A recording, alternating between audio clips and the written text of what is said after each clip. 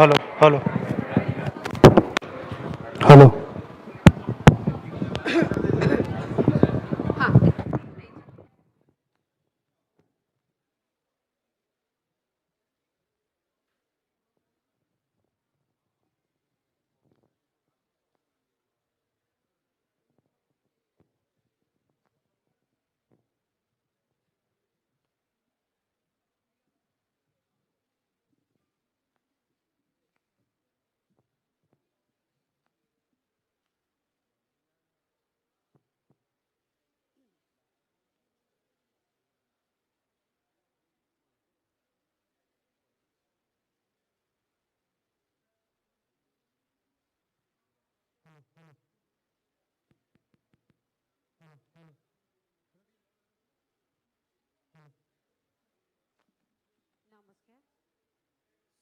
Conclave 2025 को आपण मानकु समस्त को सादर अभिनंदन।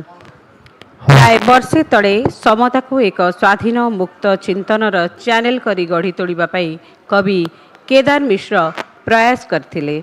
सेतेबेले पर्यंत अनेक संवादपत्र पत्र पत्रिका तथा लेखालेखी रे निजकु सीमित रखिथिबा केदार मिश्र राजनैतिक समीक्षा करिबा तथा डिजिटल प्लेटफॉर्म को आसीबा गोटे नुआ कथा थिला।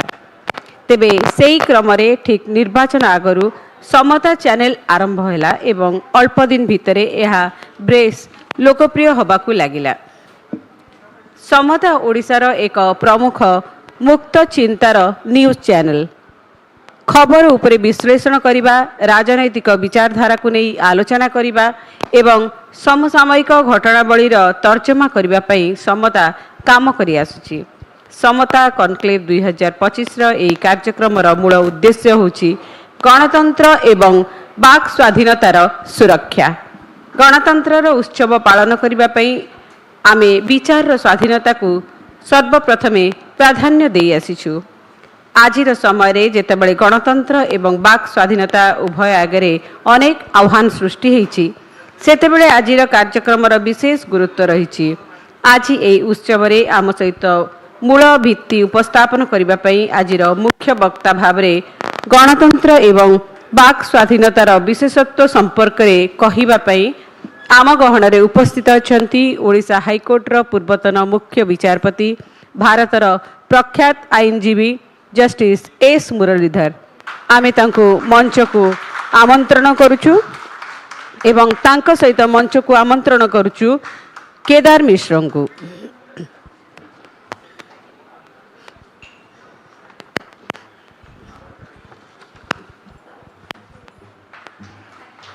जस्टिस एस मुरलीधर को संबर्धना प्रदान करिया पई अनुरोध।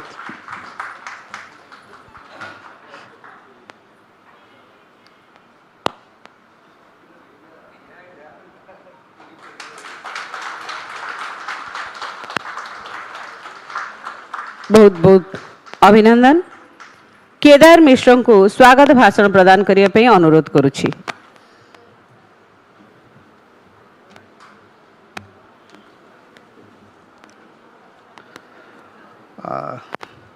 नमस्कार, आपण मन को समस्त को स्वागत। हाँ, बहुत दिन है नहीं जते बेले 2024 मई रे मोर बड़ भाई प्रियरंजन साहू आ मु हठात चिंता कलु जे निर्वाचन संपर्क रे आम टिके बुलिबा एवं सेतेबेले बिल्कुल धारणा नथिला जे आमे गोटे यूट्यूब चैनल करिबु, से चैनल रो गोटे प्रोफेशनल आउटलुक तैयारी हेबो। एमती बुलु बुलु जेतेबेले मे 2024 रे प्रथम वीडियो आमे पकाउछु सेतेबेले हमर सब्सक्राइबर संख्या 124 and viewership hardly 100-200। Within a month लगिला जे 4-5 हजार सब्सक्राइबर हमको मिलिला एंड आज लगुच लाइक ए मैजिक। आज जितेबले प्रथम समता कॉन्क्लेव आमे उद्घाटन करुचे एवं आम सहित जस्टिस मुरलीधर अछंती सेतेबेले I am very proud to say that we have 1,34,000 subscribers and Sir, I would like to acknowledge the contribution and love of the people. I can count few names here. Basanti Devi, Charampa, Western she is from Charampa. Every week she writes me a handwritten letters and contributes 500 rupees from her pension. I have a friend Chittaranjan Mahanti who every day contributes 40 rupees to 4,000 rupees as if he has taken it as a part of his life actually, you know, and that's the biggest achievement in my life. A man from Kandhamal yesterday sent me a money order of 1,000 rupees. So these are my strength. And I can see many friends. Anita is coming from Koraput, Basanti Devi coming from Charampa, and many actually. And so many faces unknown to me. And that gives me the biggest strength to believe that democracy is still there, despite all the challenges. So Samata hochi kebala anya manenko sohito. Basically, I was a writer, I was a poet, I was a dreamer. I never thought that I will have to be a fighter, because you know when you are for this Samata Conclave, when I was planning, I didn't know that how many hurdles I'm going to face, but somehow it happens, and I'm very happy that Justice Muralidhar sir is agreed to hear, and he is here actually. तो आपण मानक आगे मुझे justice S Muralidhar को केमती चिन्हैबी दुईटी चित्र मो आखि आगे दिशुची जतेबेले दिल्ली दंगा रो शुणाणी चलिला परे राति 12टारे घर को फेरुथुबा जस्टिस मुरलीधर को जतेबेले राति अधिया बदली आदेश आसुची एवं सेतेबेले तांकु विदाय देबा पई पूरा दिल्ली हाईकोर्ट रो जो दृश्य सेटा सबु बेले लागिची जे who Justice Muralidhar is. Again, the same man who is serving as the Chief Justice of Odisha High Court and retired. से जो लंबा धाड़ी, kilometers long queue to say him farewell, to say him goodbye from Odisha. But sir, Odisha never say goodbye to you. Again and again you have to come back. You are our guardian. And Justice Muralidhar का संपर्क में कौन सी प्रकार एमती introduction तब को मुझे नहीं जे he started his career as a lawyer, then a judge, a very great judge. Bodhe supreme court of India इतिहास रे बहुत कम समय एमती आसथिबो जोटी कुहा हबो जे supreme court did not get a जज लाइक हिम. जस्टिस मदन भाई लोकर आर्टिकल आप 2-3 दिन तले पढ़ी थे दि हिंदू रे. So it's the loss of Supreme Court and it's the loss of we the people. We did not get a great fighter of democracy to sit in that great citadel. And here is a book by Justice Muralidhar sir, very recently released. Whether it's complete justice or incomplete justice. So within the bracket, the Supreme Court at 75. One of the finest collections of articles on Indian judiciary. And I don't want to say again and again, you know, democracy or freedom of speech. ए दीटा को बंचई रखिबा पई आमको कौन करिबा को पड़िबो, कौन struggle लागू अच्छी, कौन आह्वान अच्छी, ए संपर्क रे कहिबा पई मु सीधा सड़क प्रथमे जस्टिस मुरलीधर को आमंत्रण करछि. से आमको प्रथमे तांकर वक्तव्य देबे, तापर तांको सहित आमे किछि आलाप करिबा, किछि कथावार्ता करिबा एवं finally the floor will be open. Justice Muralidhar will take a few questions from the audience. That is the format. So now I request you, sir, to present your view.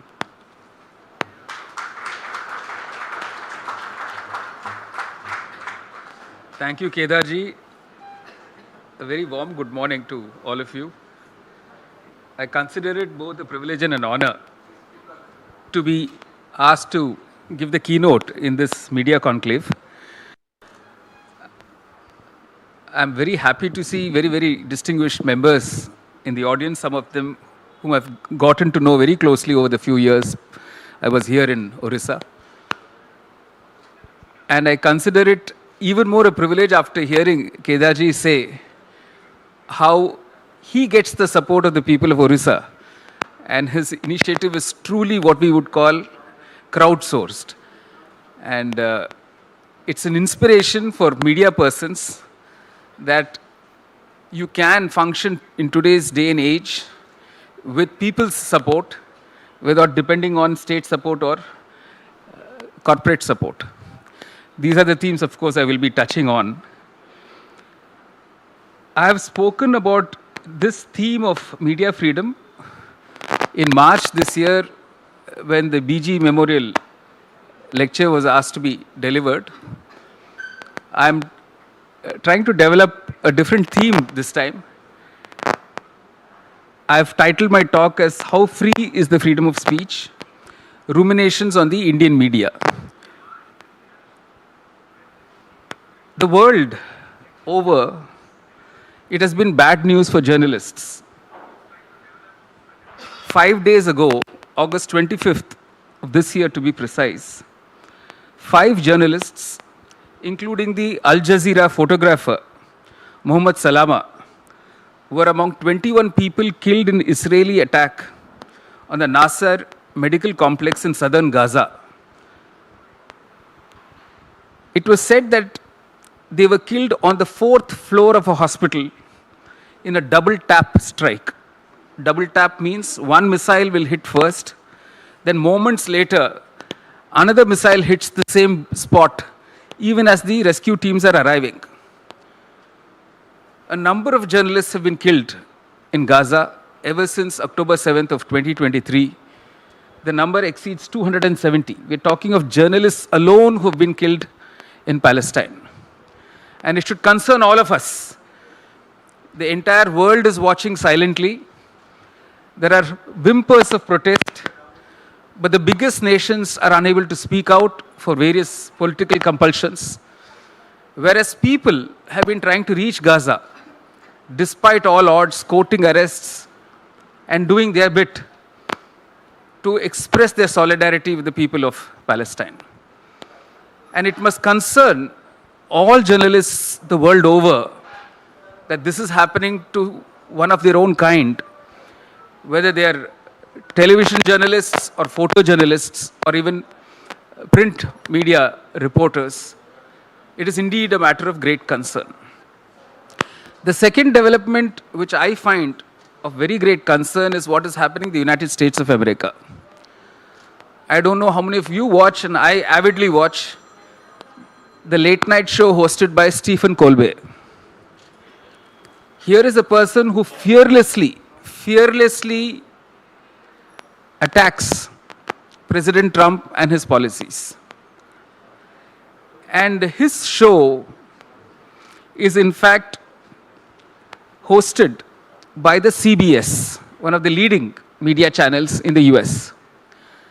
CBS has a parent company called Paramount. Something shocking happened in July this year when suddenly CBS announced that it would be taking off this late night show by Stephen Colbert from March 2026. There was, of course, a huge outcry. The formal reason put out by the CBS was it is not generating enough revenue for them, which was completely contrary to what the reality was. Because although some other talk shows have now received lesser viewership, Stephen Colbert's has got the highest viewership. So that was clearly a lie. It transpired that the main parent company had struck a deal with President Trump in relation to another show which they are hosting called 60 Minutes. They entered into a $16 million settlement with President Trump. This was what they considered, the US viewers considered, as an disguised bribe for getting a sale by CBS to Skydance of 1.6 billion, which had to be approved by the Federal Communications Commission. So it is a sad reflection of where we are in the world today in terms of the freedom of the press, in what we believed were countries ruled, democratic countries believing in the rule of law. So if this is happening in a place like United States of America, with whom often comparisons are drawn, and from having been a member of the judiciary and still a member of the legal profession, we often turn to the jurisprudence of the United Kingdom or the United States, the jurisprudence developed by those countries, to bolster our arguments of how we should advance the freedoms of speech and expression in our country. So it is a matter of great concern as to what is happening in the United States of America. A much more disturbing development in the US is how they have virtually shut down the Voice of America, a radio channel. Radio Free Europe, Radio Free Asia, and Voice of America have been shut down. For those who grew up listening to news on radio, I remember my parents, my father particularly, would always not stop listening to All India Radio. He would always, with that crackling sound, tune to the BBC and Voice of America, because he knew we needed some objective news. Even today, I'm sure many in the audience will not stop watching the main TV news channels. If they want to have authentic news, they will go somewhere else. Somebody like my aunt, who is actually a Bhakt, until recently, and would swear by, Times Now or Republic or Aaj Tak. 2 months ago in a conversation, she says, nowadays, because we would always have arguments. I mean, she knew where I was, I knew where she was. And after some time, I'm sure it's happening in your houses, or across the dining table, or your relatives are visiting you, or you're visiting them. Once you know that this conversation is going to become acrimonious, you will start talking about some film, some weather, some religious festival, or what is happening in somebody's marriage. We try and avoid, unpleasantness. So in our dining rooms, in our drawing rooms, we have come to a stage where we have to become politically correct and avoid sensitive conversations. So that was how it was with her till very recently. So she knew this will make me very happy. She says, I stopped watching those channels. I go to Al Jazeera. And for me, it was a surprise. See, even a lay person who watches television regularly knows which channel gives some degree of assurance of objectivity. I was curious. I said, no, you want to watch the Indian news? She said, no. I'm finding this is the only channel that tells me about Africa, about South America, which is remarkable, which is how a news channel should be. You don't ration out. Ever since Trump came on the scene, 20% of the news, even in our channels, is on Trump. If there is a royal wedding in Buckingham Palace, all news channels all over the world are reporting only on that. So somehow our priorities are getting determined by, what is happening elsewhere. So I was surprised that even a person like her is able to today say which channel she considers to be objective. So mentally, I think somewhere we've made note, and I can explain this, Kedarji, that is how you're getting your support. See, that is a true report card for you. How many subscribers believe that you can present news objectively? You can disseminate information without a taint. And that is the kind of journalism we are looking for in today's world. So it is extremely disturbing that Trump has shut down the Voice of America. And in the case of the Associated Press, I'm sure all of you have seen the words AP. When very good photograph comes, in fact, even all the leading newspapers will go to that agency to, get their permission to carry the photograph. And usually the Associated Press photograph is very highly valued. Associated Press has got into the crosshairs of Trump simply because they refuse to rename the Gulf of Mexico as Gulf of America. Trump has simply decided, I'm going to rename. And every news channel should now carry the fresh name. Here is some journalist, some media channel which says, no, I'm not bowing down to this pressure. And Trump is going after them. So Trump dictates the language, restricts topics. He also determines what questions can be asked. I don't know how many of you have watched the White House briefings. Earlier it used to be extremely acrimonious. Now the reporters are having to toe the line because the press conference should last at least 15, 20 minutes. So they very comfortably, first line they'll say, Trump did this wonderful thing. Can we also ask a question about this? So this is how they're having to train themselves, because the man determines even what can be asked. And we have lived with a situation where there are no press conferences only. The so-called press conferences are called by the parties themselves. And the party spokesmen will give you a handout which you have to carry.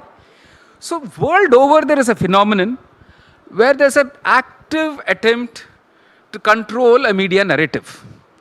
But thanks to social media, thanks to the space that the internet provides, and that's how Kedarji is able to say that he has this subscription which is in growing number. There is a space now for the journalists, for media persons to express themselves. And this is what we need to keep encouraging in every corner of this country. And this is really heartwarming, sir, that you exist and your channel exists. On 16th May this year, the Reporters Sans Frontiers, the Reporters Without RSF, the Reporters Without Borders, so they present every year what is called the World Press Freedom Index. So in 2024, our India's rank was 159. It has gone up by 8 places to 151. But you should see what the denominator is, right? The denominator is 180.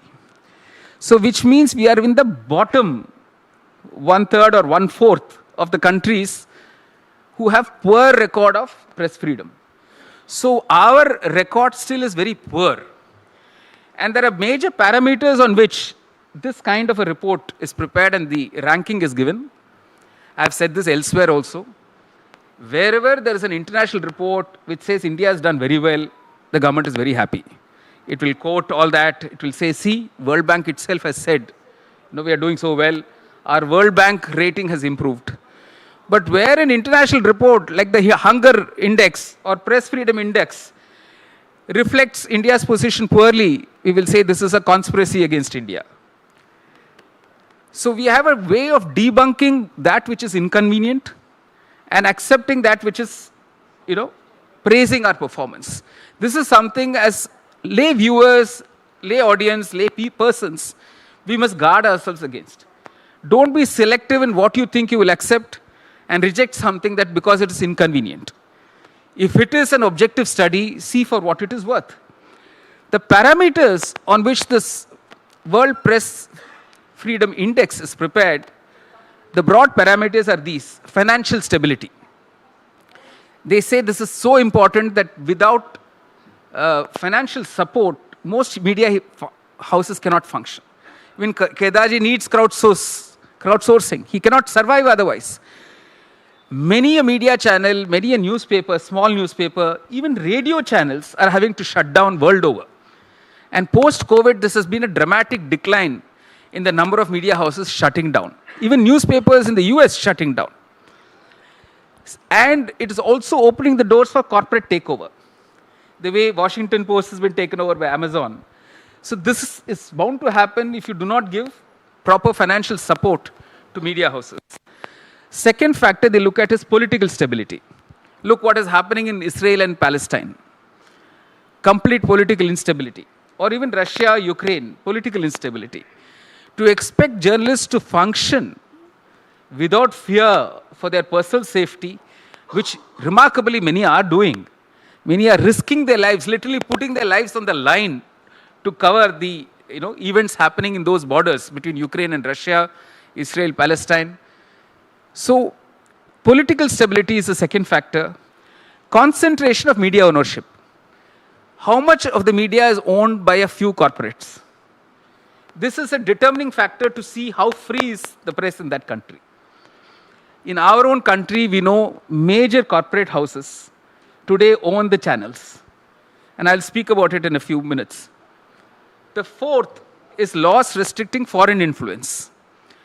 They do it through policies, economic policies and other policies, permitting investment, foreign direct investment in media houses or channels. The government determines that. Repressive legislation. All of you are familiar with this. It's not just legislation concerning media itself, but even the criminal laws that are administered in this country. How much of it is used or misused against journalists, photojournalists, media houses? The last factor is editorial influence. Many of you sitting in this room who belong to the profession of journalism will immediately understand this. How many of your stories have got killed? How many of your stories have got mutilated? How many of these stories have been put on a back burner? We won't carry it now. Baad mein dekha jayega. You know, the Ambani wedding, Anant Ambani's wedding has happened. All your stories can wait. So this is happening on a daily basis in many media houses, the editorial influence, and you change the editor, the whole tenor of the paper changes. So in a book called Hidden Agendas, by one of very senior, highly respected journalists, John Pilger, the book is named Hidden Agendas. I mean, people who, even in the journalist profession, who want to read it, because it's an eye-opener. He says one figure, one person called Rupert Murdoch has changed the entire narrative in the world of journalism. The way he has taken over newspapers, the way he has shifted the slant in each of those newspapers, which they were reporting objectively, he's compelled them to shift their reporting policies. To such an extent, he said journalists in the world, if they are told that Murdoch has taken over your newspaper, they themselves will stop writing certain stories because they know the stories will not pass the editor's desk. They resort to self-censorship. So the editorial influence that impacts on freedom of the press is something that we need to talk about. And I've often asked people, like for films you get the uncut version, the director's cut, they say, After some 10 years, you will see the film with a director's cut. Even something like Sound of Music. Julie Andrews has actually given an interview to say what was kept back at the censor's table. Likewise, I would wish veteran journalists come out with all the stories that they submitted which were killed. Even if it is something that happened 5 years ago, 10 years ago, because that will tell us something about how free is the media. They have now reached a stage when they are now senior journalists. So on this platform, I would urge all of you who are very senior to come out with your killed stories. And that will tell us how history should have been viewed and how it got perhaps distorted because these kind of stories were killed. So this is the general backdrop to my talk today, that we are in a stage in the world today where there's a lot of repression and attack, not just physical attack, on journalists, photojournalists, media persons. The freedom in our country was hard fought. Throughout the freedom movement, the one right that disturbed the colonial masters most and which they actively tried to curtail was the freedom of speech and expression. And yet, it found novel ways to emerge. We had some wonderful theatre persons then, wonderful poets, inspiring musicians. We had inspiring literateurs who used the power of the pen, and we had powerful orators. So even in an age when there was no internet or even television, they could reach their message to the public in a variety of ways. Gandhiji's Young India and then Indian Opinion earlier was so inspirational for people around the country. The writings of many of these people involved in the freedom movement continue to inspire us even today. So this is something that people in the freedom movement were acutely aware of, that whenever we became free and whenever we sat down to write our constitution, the one right which we should respect and leave untrammeled is the freedom of speech and expression. Unfortunately for us, the constitution was born in an age of trauma. The partition was happening even while the Constituent Assembly sat. So the trauma of that partition hovered over the entire Constituent Assembly throughout its sitting. And somewhere, most of us as legal scholars, and they've written about it elsewhere too, feel that our constitution could have read differently, but for the partition. So somebody like Sardar Patel, while admitting that the press must have utmost freedom in the presentation of news and expression of views, he also added that it is an obligation to preserve the integrity of the state and support the legitimate activities of a powerful government. So this was in the Constituent Assembly in October 1946, when he was aware of the riots that were taking place all over the country and the partition was imminent.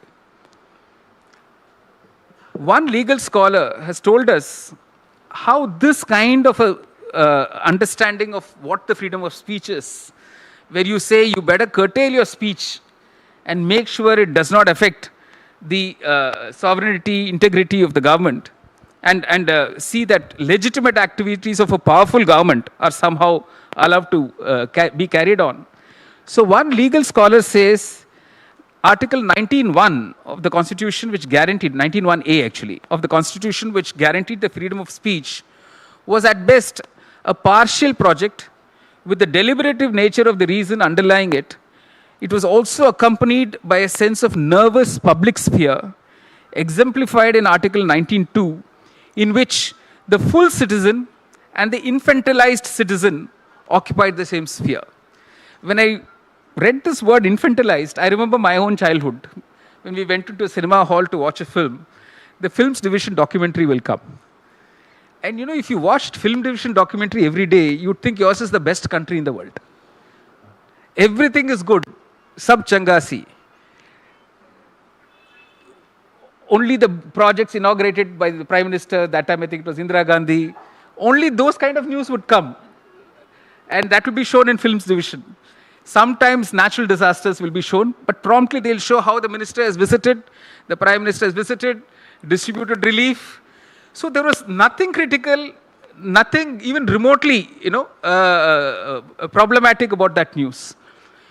But that was the 1960s and 70s.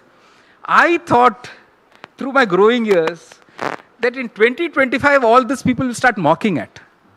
But what do we have in 2025? We have Man Ki Baat. So we have not grown out of that.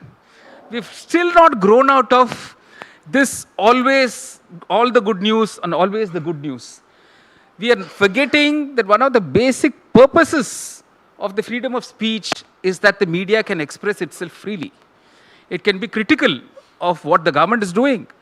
But we are in a situation today when that is not happening.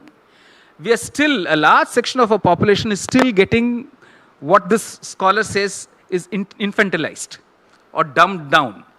And we are having a generation of youth today who are all the time looking at this instrument, not realizing that algorithms control what they are watching. If I'm very interested, let's say in Shubman Gill, I'll get some 20 news items on Shubman Gill. No Palestine, no Ukraine, nothing. Shubman Gill. Why? Because the algorithm has figured out that I like reading about Shubman Gill.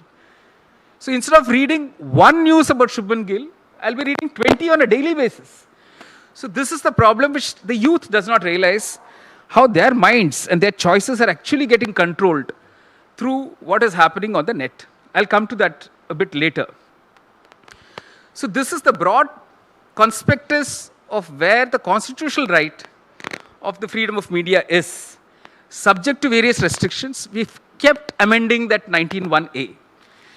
Right from the start, we're talking of 1950.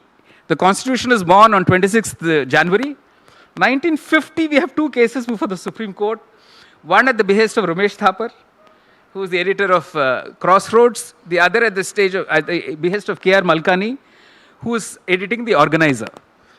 The state governments, there it's the government of Madras, here it's the government of Delhi, through the central government, of course, wanting to control what is said in print.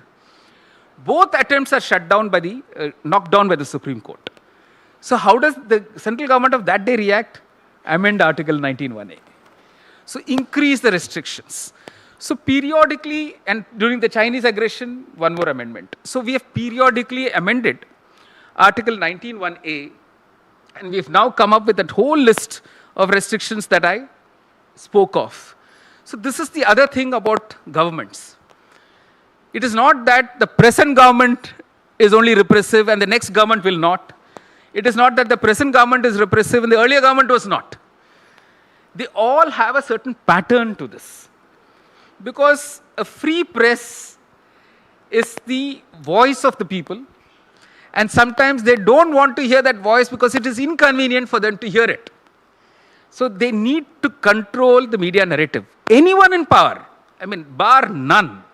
I would make no exception among the political parties. The communists are no better, sir. Even in Kerala today, there is a control of the media narrative. There is a repression of journalists.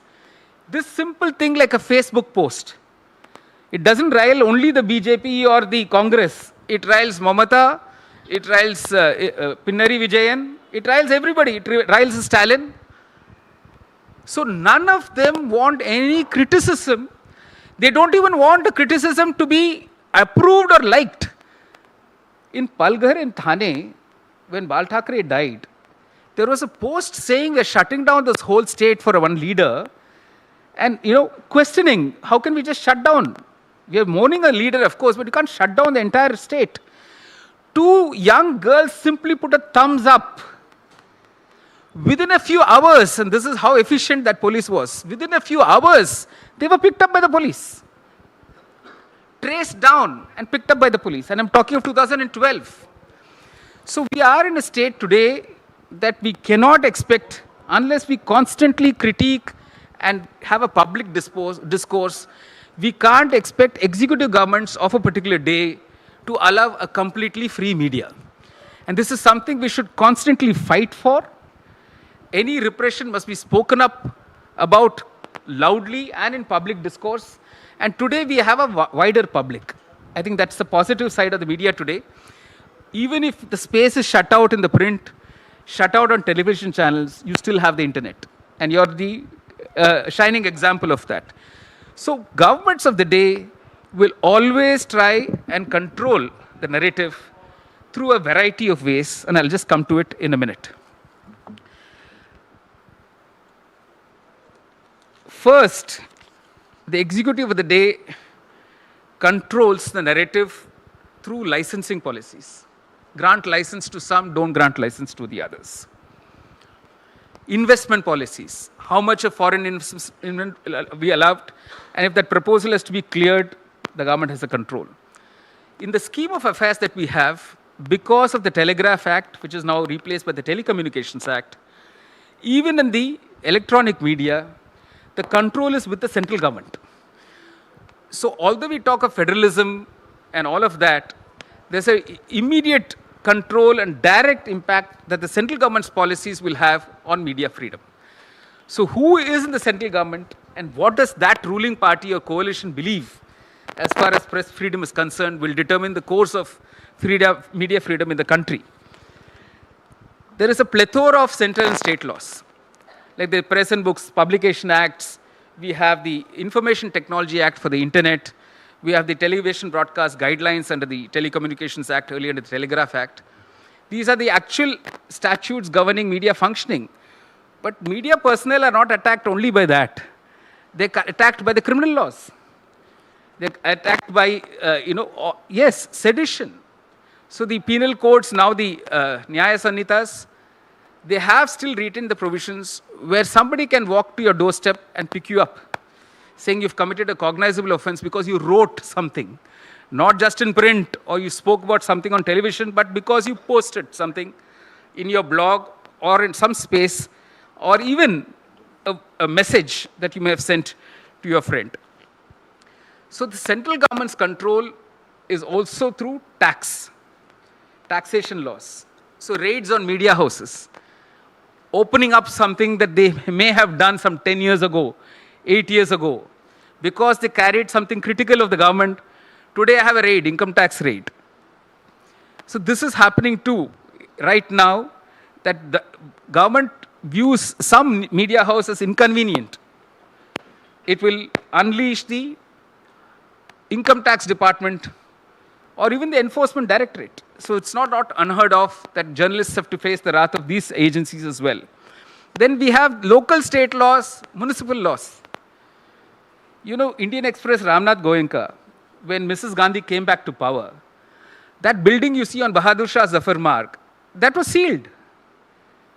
The best way to stop a media house is seal the building itself, where all the journalists sit and work. They had to fight hard in the court, up to the Supreme Court, to get that seal removed. So there are various ways of even using municipal laws, planning regulations to shut down media houses. The legislature controls just as much as the executive does. The legislature controls journalists and journalism. The earliest instance was what happened in the Uttar Pradesh Legislative Assembly. So there was this journalist who was critical of what had happened in the legislature. They ordered his arrest. The speaker can order an arrest if he feels that it violates the privileges of the Legislative Assembly. There's a contempt of the legislature. Naturally, the journalist went to the Allahabad High Court before a division bench. I'm talking of 1963. A habeas corpus petition. So they issued notice and granted stay of any course of action. The next thing, the speaker had issued a privilege notice, breach of privilege notice against the two judges. He said the two judges have to appear before the legislature. At which point, to dissolve the crisis, a presidential reference was made to the Supreme Court. And fortunately, the Supreme Court said judges can't be made answerable for answering a breach of privilege. But legislature, therefore, controls also media narrative. We've had cartoonists, we have editors of newspapers, local newspapers, forced to come and appear before the Legislative Assembly. The latest is Kunal Kamra. So he has been summoned before the Maharashtra Legislative Assembly. Of course, he's got a stay of that. But that control that the legislature has on journalists and journalism is real. Legislative privileges can be attacked, but legislatures can also make provisions in law that take away journalistic privileges. One privilege that a journalist has is the right to say, I do not have to disclose my source. This is a journalistic privilege, which is respected in many countries. But we can also learn the bad examples. So under the Homeland Security law in the US, a journalist's privilege is breached. The journalist is compelled to disclose the source. For those who may not be aware, in the Indian evidence law, certain communications are privileged. For instance, the privilege between a husband and wife, that cannot be compelled to be disclosed in a court of law. The communication between a client and a lawyer cannot be compelled to be disclosed in a court of law. So the law itself provides these protections. But when we made our anti-terrorism laws, we took away the cover for journalists. There is a specific provision which says, both in the TADA and POTA, both of which were upheld in the Supreme Court of India. Both these repressive laws died a natural death, I would say, because they were not re-notified by the parliament. Their tenure was actually curtailed. But when it came to the Supreme Court of India, it was disappointing. Despite these provisions being pointed out, it was not struck down. So there were provisions in both TADA and POTA which took away the journalist's privilege, and the state, the police, could compel the journalist to disclose the source of the information. So we've had concerted moves by legislatures in this country curtailing the freedom of the press. Now we come to control by the judiciary. Every time something is written about the court, the journalists have to think twice. There are lawyers in this room, I know, who will be immediately talked to by editors of newspapers to say, this is the story written up. are you sure this will not invite a contempt notice from the court? So many a story has got even killed at the editor's desk because fear of contempt of court. At this point, I should just share some funny anecdote. You know, judges have egos, which can easily be shaken. And sometimes they are hypersensitive to any criticism of their conduct in the court or what they have said in an order or a judgment. It's that, how dare you, you know. So we lack a sense of humor that is needed to say, you know, we are functioning in the public, we are bound to be criticized, as long as it doesn't scandalize. Suppose you're accusing a judge of being corrupt. You have to have your sources, you have to have material to make good that. You can't make a loose allegation. But if you're just going to comment humorously on, you know, what happened in a court, you should not invite contempt of court proceedings. Cartoonists have faced contempt of court proceedings. In fact, the book you referred to, we've carried certain cartoons only to test. See, these cartoons remarkably comment on what is happening in court. I'll just share that in a short while. So the funny anecdote is this has happened during the British time. So the judge was playing a tennis match with his own registrar of his court. This was a Sunday, and the registrar was obviously a better player. So he had a backhand volley, and the poor judge tried to reach that ball and fell down on his knee, and he was yelping in pain. So the registrar got panicked. So he crossed over the net, and he went and he said, I hope your honor is not hurt. He said, no, only my knees, only my knees. So judges have to, and they do often tell us that they have broad shoulders, they can rub off, you know, all these criticisms. But journalists have learnt it the hard way that not all judges' shoulders are of the same size. So I'm just going to share with you now some of the cartoons that appear in the book. Can you, sir? Kedarji, you may have to just shift your chair a bit so that. वो cartoon दिखा.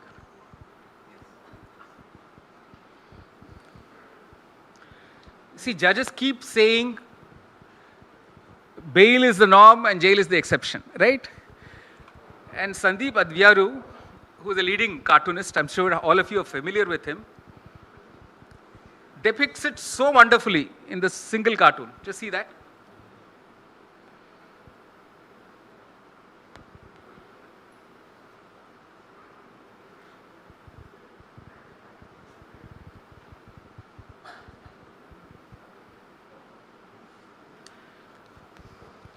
Just see it silently for 2 minutes.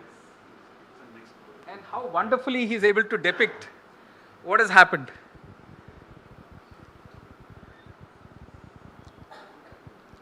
So I can write a 10,000 word article on how, you know, bail is being refused routinely and everybody is having to go to the Supreme Court.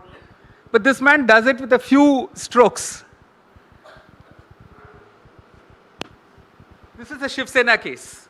In this book, we have a 10,000 word article on defections, anti-defection law, and how it has been, you know, turned on its head by en masse buying up of MLAs and, you know, changing of governments.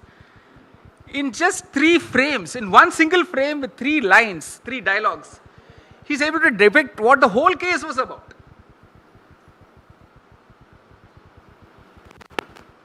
This is the Ayodhya judgment, Manjul. I'm sure many of you have heard of Manjul. So in fact, the judgment discusses, there's a whole discussion in the judgment on how we need to decide this question on faith and belief and not just on law. And Manjul is not a lawyer, he has nothing to do with the legal profession. He's just understanding what has happened in court. It's so wonderfully said. So we need to protect this kind of speech. This freedom to say, yes, you have decided the case in a certain way, but, you know, like this is a criticism not of the court as much as of the bar. Lawyers in this room will agree, we still have a very male-dominated bar. And when one woman does well, I'm sure women journalists will also identify with this. What they see as virtues in a man is seen as aggression in a woman. And so beautifully depicted. The point is made. The same lines. Just see this. I will do whatever I do to win this case, is the man. Oh, so sorry. And when the woman says it, they say she's so aggressive. This is a bit complicated in the sense it's about the great Indian bustard. And it's a wonderful set of cartoons by Rohan Chakravarti, who many of you will find in the Hindu, that carries his cartoon every week. This is about the live streaming. This is happening in her kitchen, right?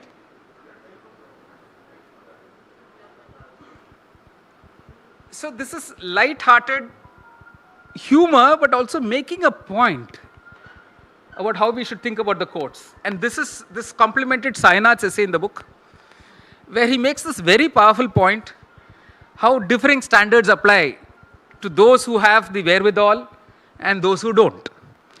And actually Sayanath makes this wonderful point in the book about how Arnab Goswami, his bail application was taken up just upon mentioning, and the court set aside everything else to decide his case, whereas Siddiq Kapan was made to run around in circles and had to spend more than 8 months in jail. So Sayanath makes a very powerful statement saying Siddiq comes from a village in Kerala, largely doing rural side reporting, and not one high-flying journalist who's got eyeballs of everybody, and how therefore the court also responds differently. So this kind of a criticism should be made. This is not contempt of court, this is perception of the people. So we are, even through this book, making that point that not everything should be viewed as contempt, like judicial appointments, right? Look at the representation made in the judiciary. A simple point being made in 2 frames. The male judge in the frame above, he says, I am very well represented. He sees no problem at all. Whereas those who are denied representation are the ones who are going to make the complaint. That's the point she's making. And this is on Umar Khalid. A powerful statement made so well about listing of cases, how you adjourn, keep adjourning. And I should also admire the courage of these cartoonists. Yes. So I'm just saying that journalism and media freedom involves much more than what we imagine. This is actually also reflecting the voice of the people. Many people feel this way, but they're afraid to speak it. Why do we need poets? Why do we need artists? They speak our voice, what is troubling in our inner recesses.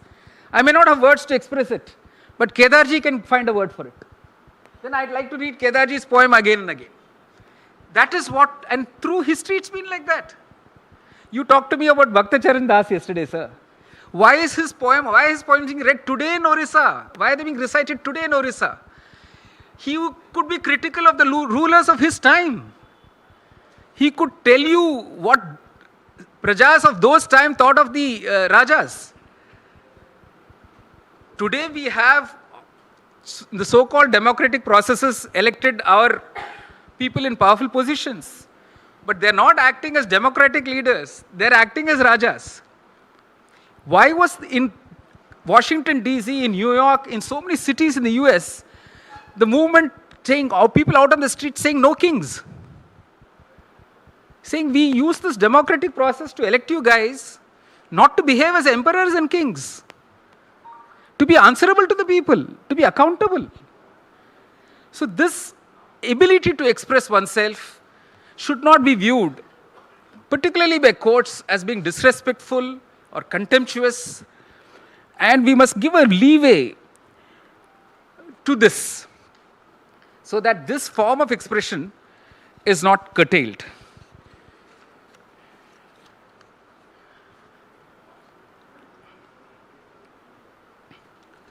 Now I come to an important aspect of what challenges are there before the press.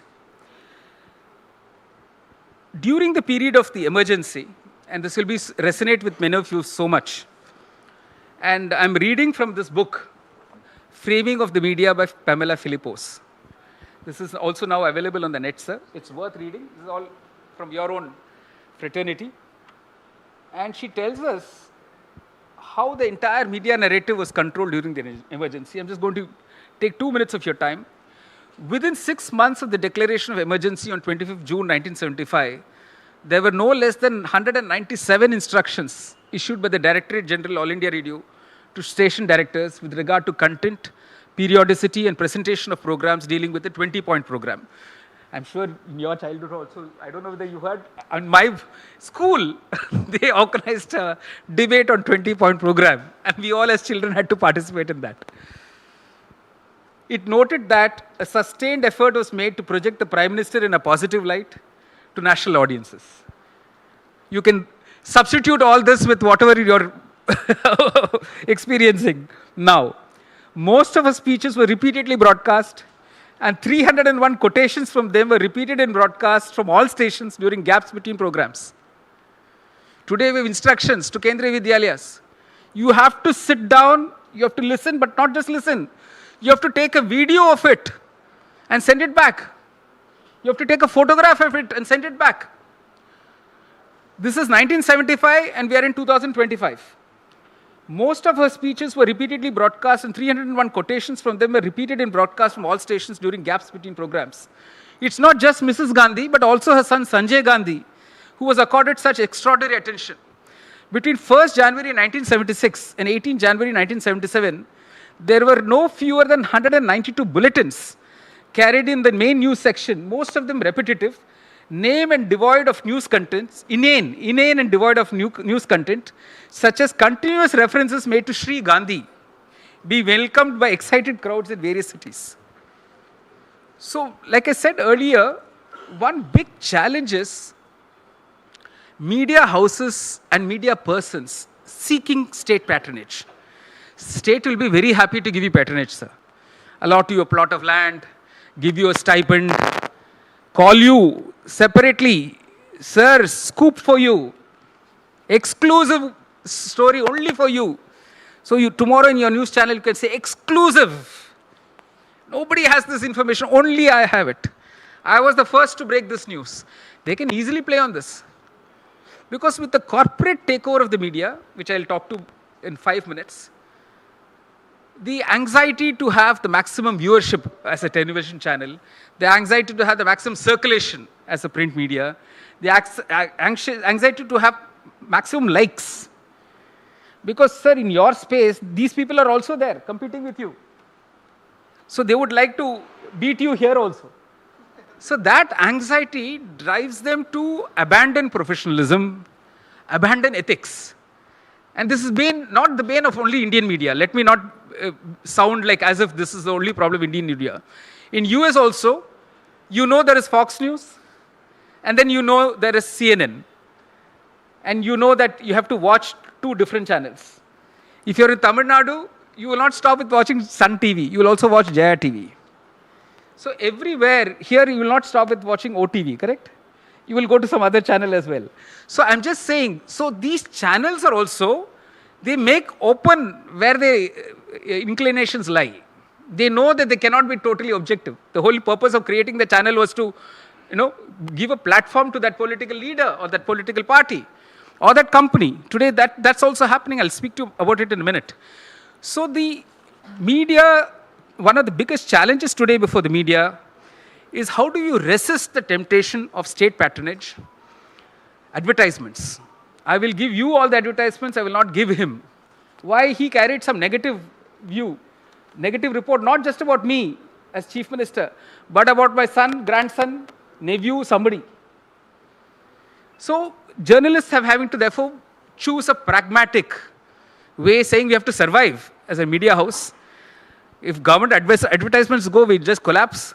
So let us do this. We'll यहाँ से भी लेते हैं थोड़ा, वहाँ से भी लेते हैं. इस side party spokesman का article, उस side journalist का article. So it's balanced view. The newspaper is giving you a balanced view. Nobody knows who's holding that balance. Somebody else is holding that balance. So this is something that we have to guard ourselves against, because this is a real challenge before the media. Second, the corporate takeover. This has again happened much, much earlier. You know, Pamela's book narrates the takeover by Ramakrishna Dalmia, by Birla. So this happened much earlier in the Indian media scene, where powerful companies or corporate groups began to run newspapers. Most newspapers which are owned by corporate groups, and many of them are, will prioritize profits undoubtedly. So today when you read Times of India, unless you cross 4 pages, you don't come to the main newspaper. And of those 4 pages, one will be on real estate, one will be the photo, of course the Prime Minister's photo has to be bigger, followed by the smaller photo of the Chief Minister to talk about the achievements of that government. So many governments are using media space, not just the government at the center. Government in all the states are using it. 100 days of my government, then full page ad. So if you get more than one newspaper in your house, and you find one newspaper doesn't have in the front page this ad, you say, oh, maybe this newspaper has not succumbed. That's the message I take.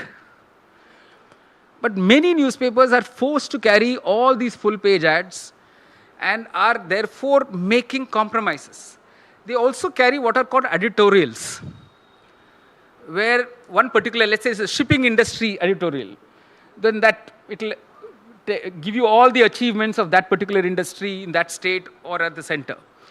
So in various ways, and then you have paid news. All this has come because of the extreme corporatization of the media, where profits matter more than content. Content is incidental to the objective of profit. Also what happens is, just like the takeover by Reliance of CNN, Media 18 house, takeover by Adani of NDTV, news that are critical of the functioning of these corporate houses will get either omitted or projected in a very different light than what it should be projected. So this is something that we are watching. There's of course television channels being controlled by political parties, particularly in the south. You have that increasingly political parties owning television channels. So the journalists who subscribe to that, who have a job there are only 2 choices. Either you comply or you quit. So you have journalists who have quit, anticipating this takeover or after this takeover. But fortunately for us, some of those journalists have found their space in the internet. I'll just talk about it in a minute. So the reportage changes because of the corporate takeover. Another factor I'm finding is the think fests, conclaves, the media conclaves. So whom do you call to address the audience in the media conclave? So you give a platform to a chief minister, incumbent chief minister who's facing election in another 2 months. You hold a media conclave. He comes and addresses. So basically it's a continuation of his campaign, and you're providing the platform for that. Some minister will use it, some member of parliament. For tokenism, they will also call the opposition, but this will be the main event. And leaders of industry. So all of this, you can see how it is distorting the whole narrative and projecting before us certain events and information which is not entirely correct. We'll say, let us check other sources. And because of this corporate takeover, what has happened is, fake news is easily being projected as actual news, because they want to be first. So just for a lighter moment, I don't know how many of you watched this man called Jose. His name is Jose, and J is actually Ho. So his name is Jose, but people don't realize that, so he's misspelled his own name as Hoezzay. So all of you are aware of the Galwan incident, right? In Ladakh, that Galwan border, that border with China, and how there was a standoff. So at one point, Times Now came out saying that we know the list of all the Chinese soldiers who were killed by the Indians. Ultimately, it turned out to be completely fake. It was actually fake news, but we had already projected it as real news. So this Jose, who's a comedian, has made a news out of that, which I want to share with you. It's really funny. So he's imagining himself as a waiter in a Chinese restaurant, and that he's receiving orders online from these people. Volume आएगा ना?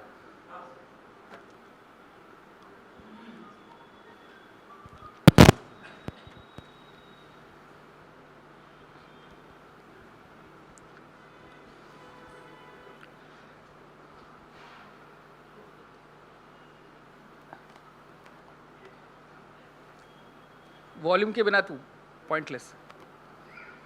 अब beginning में चले जाना, cursor beginning में रख लो, जब volume आएगा तब.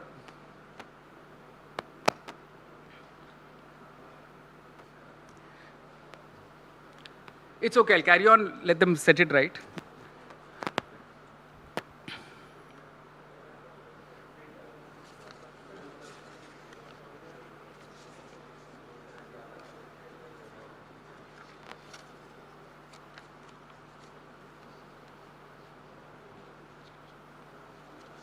The other way media is co-opted is through these Padma Shris, Padma Bhushans and all of that. I would urge media persons not to fall for this, not to fall for all these titles and awards. Best journalist, best reportage. Be careful that this is an appreciation of your work by peers, not by corporates. So let's say you have a media function where you want to give awards to journalists. Who sponsors that function is very important. You cannot say, sir, I am not bothered about who's sponsoring it. Because they also set up jury members. They leave out certain jury members, include certain jury members. There is a temptation, therefore, to be, recipients of awards. But be careful in how much. You can start with. बोलो हुआंगमू. एक minute. हुआंगमू बनता है क्या इधर? Sir वो बोल रहा है उसको पता नहीं क्या है हुआंगमू. जोंगवे क्वी Kang Peng we wing.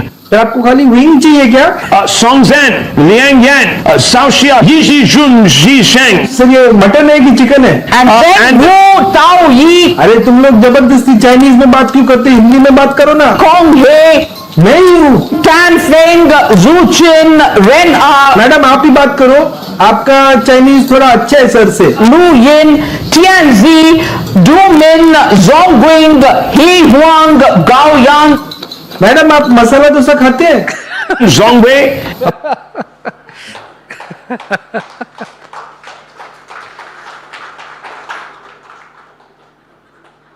So much of the fake news, when it's called out later, there is no sorry, there's no apology, nothing.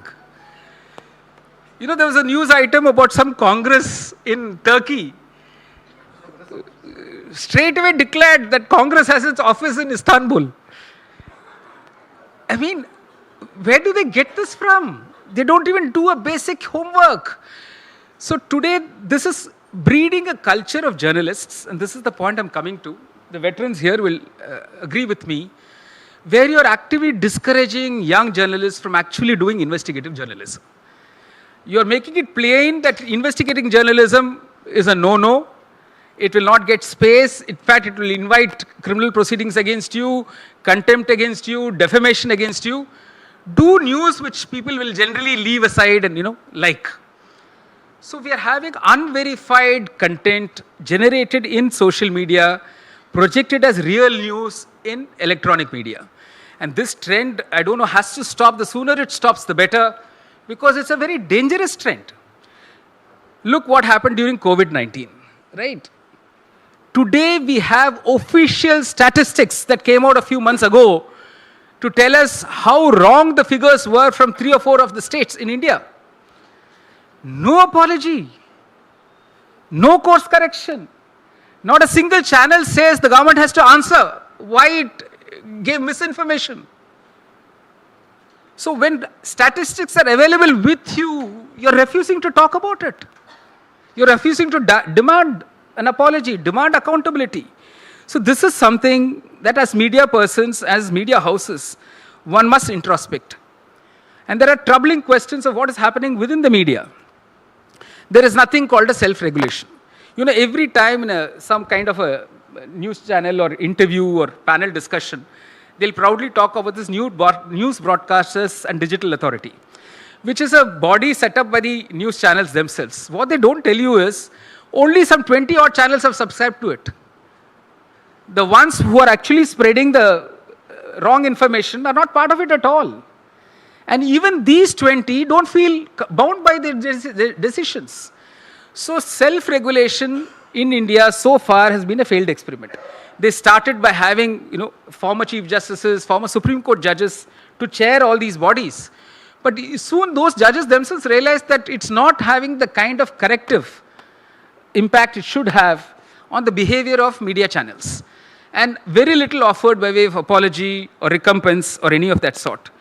So again, media will have to ask itself collectively, some introspection, how can we check the errant ones amongst us? Not that all media channels are bad, there are some very responsible reporters, but you have to come together to make that the rule and the fake news the exception. So this is the next challenge before the media. The one major thing which I would like to raise is how do we treat women journalists? The sexual harassment of women journalists within media houses is something that people don't want to talk about at all. You know, there was a suit against instituted by MJ Akbar. So many of you as media persons should read the judgment delivered in that, which is of course in appeal before the Delhi High Court. But what kind of challenges women journalists face, young women reporters face within the media, and how seriously are their complaints heard? And they work at great risk, despite which some of them are doing brilliantly well. The next is about diversity in the media, right? Media is critical of all other bodies, which it should be. Media should talk of the lack of diversity in judiciary. We just saw Rachita Taneja's that cartoon. It should be that you must point fingers where it should be pointed, saying you guys are not truly democratic. But media itself is dominated by only a few castes and communities. So this has also been spoken about. So while you hold a mirror to others, you should also sometimes turn the mirror to yourself. This is my request. We have today before us the complete domination of social media, but the change here is this. Whether you take X, which is owned by earlier Twitter, which is owned by Elon Musk, or you take Facebook, owned by Meta, which is owned by Zuckerberg, or you take YouTube, which is by Google, all these are owned, controlled by large corporations in the United States of America. And they are completely controlling how your younger generation receives news, spreads news, understands news. You have very little control. In fact, when you want some orders to be, some news items or clips to be taken down, and you rush to the court passes those orders in the expectation that it will be complied with. But it need not be complied with. All these giants can turn around and say, I'm not amenable to your jurisdiction. In fact, because of the number of subscribers, they're not yet saying it, but they could well say it. And there's something also called cultural differences. What I think objectionable may not be objectionable to viewers in the US. So they may say, we can't formulate a policy which is country specific. We have to carry some content which everybody will, by and large watch. So this is something that we are not yet conscious of, that the creation of content, the spread of the content, the reaction to that content is all controlled by forces outside of our country. And we have to therefore form the alternative for that. If we have to protect the sanctity of news and of the content on the internet. So attempts by the courts to regulate this space is bound to fail, is my understanding, having watched this legal system for 40 years. For many reasons. One is the internet is a malleable thing. You shut down or you take down content from one site, it can reappear in 10 other sites, which you cannot control. It's like a hydra-headed monster. Likewise, positive news also needs to spread, which can be curtailed. So today, and this is disturbing, while it's remarkable that we have alt news in this country, Pratik Sinha is doing some remarkable work in calling out wherever fake news is, from whichever source.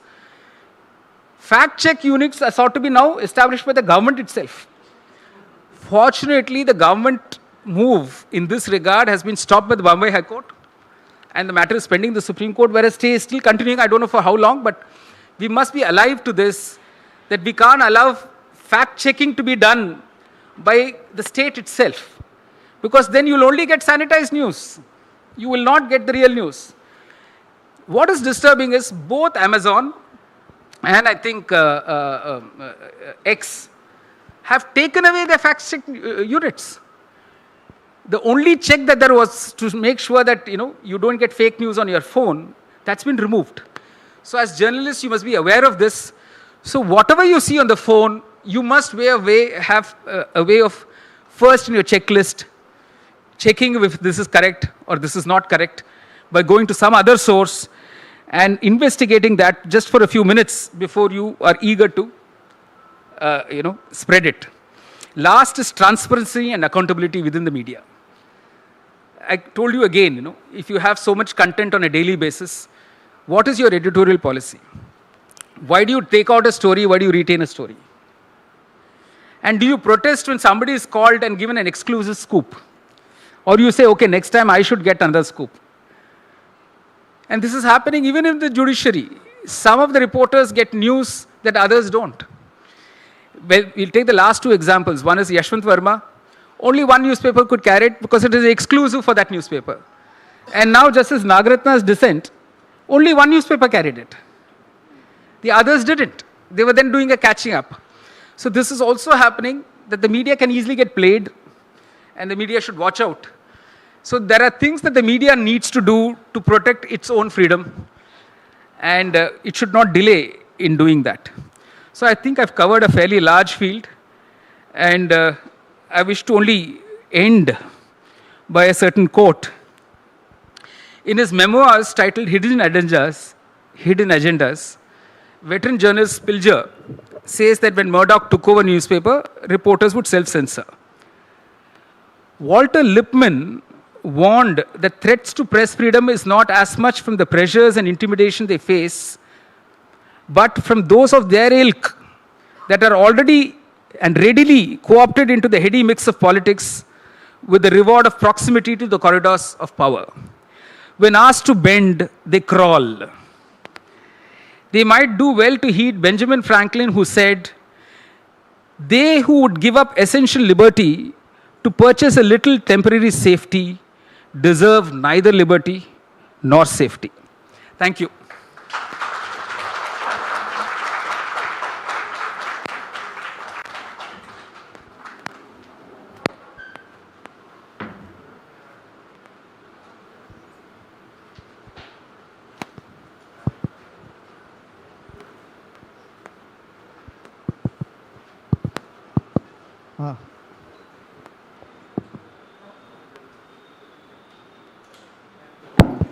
Thank you very much, sir.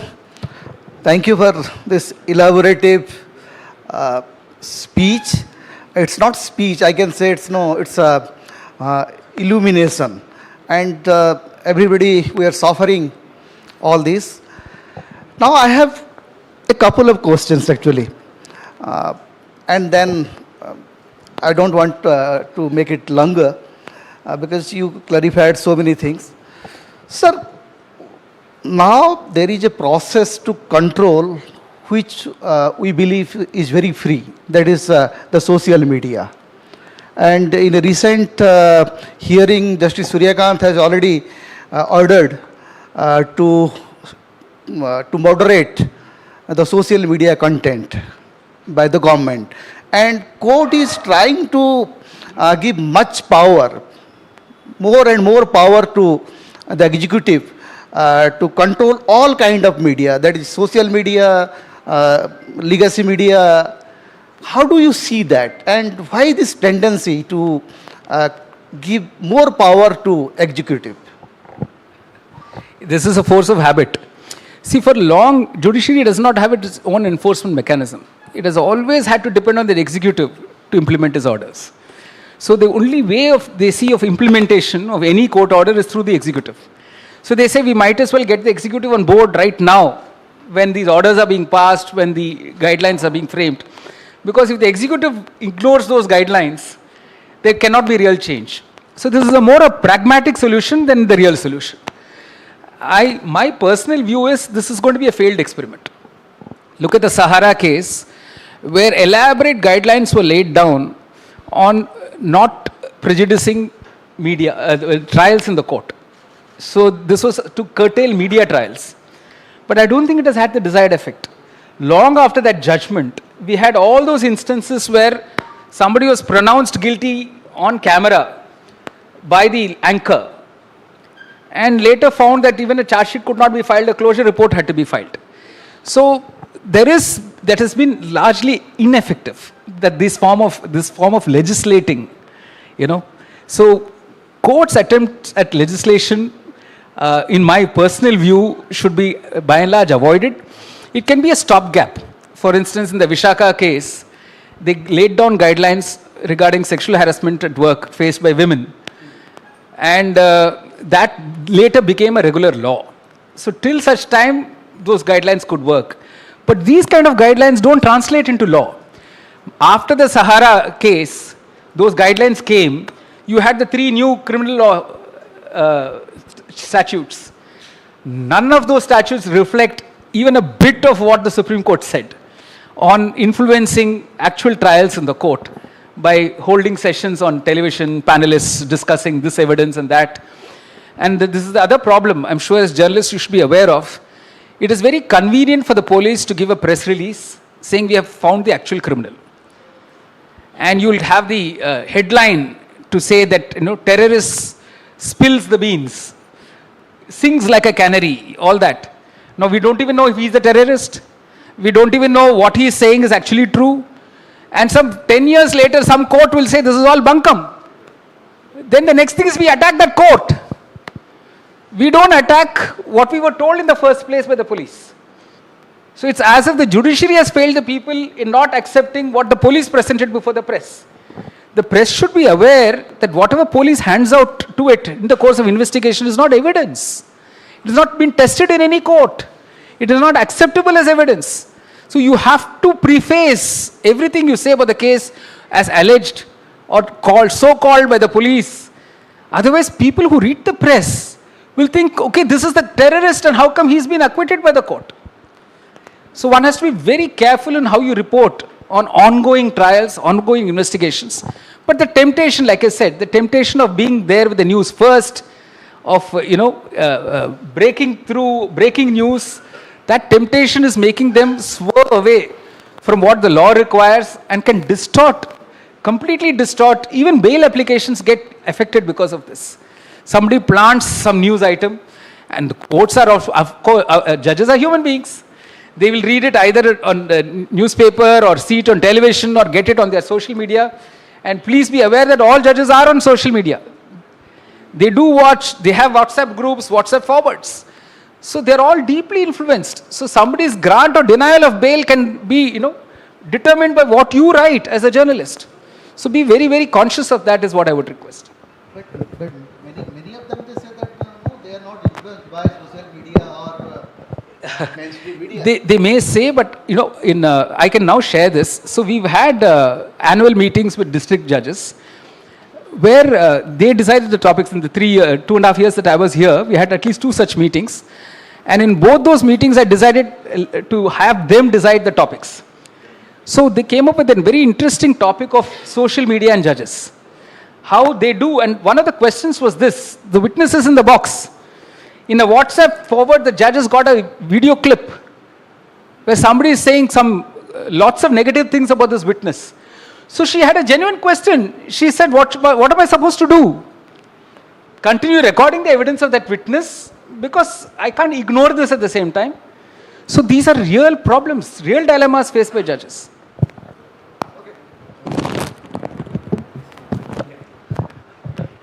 One last question I have, and that is, again, a few very renowned journalists, they are facing sedition charges.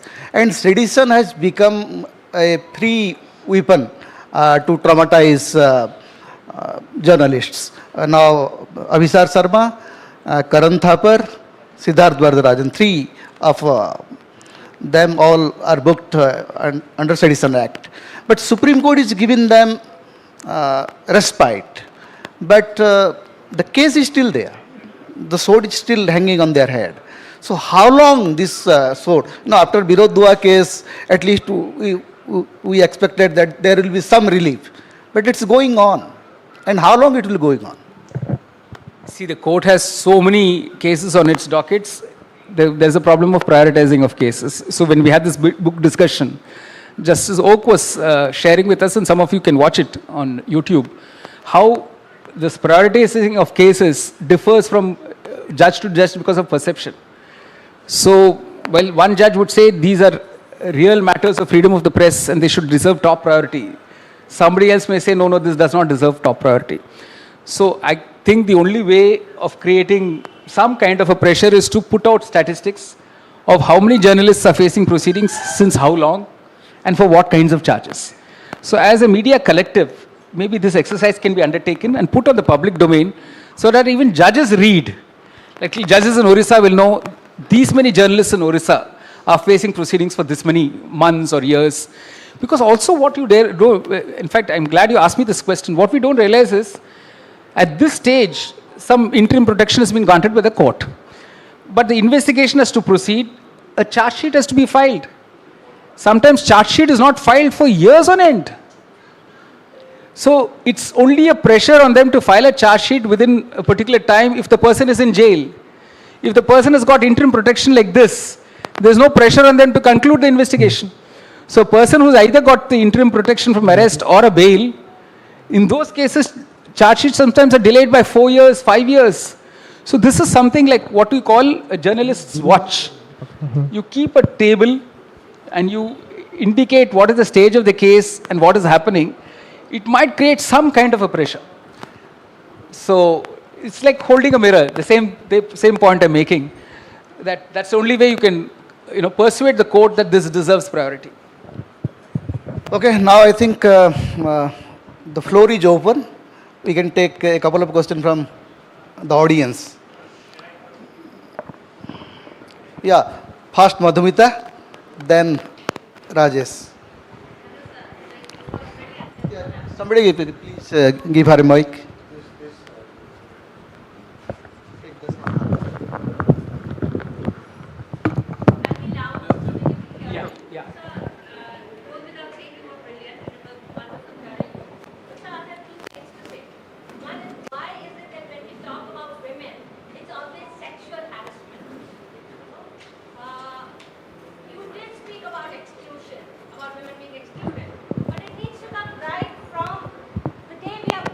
Excluded. It's about opportunities. Correct. Okay. So invariably, when even a man as progressive and learned as you, when you are talking about women, you go back to women being sexually harassed as journalists.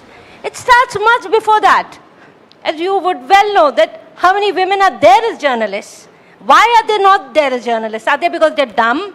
Certainly not. It's because they haven't got that opportunity to be there.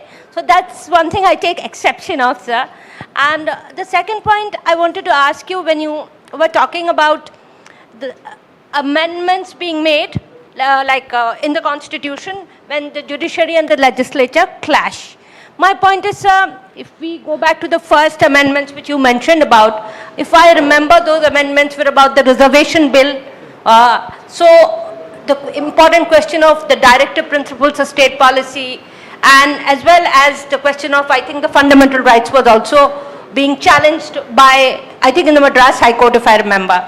So how does one draw this line?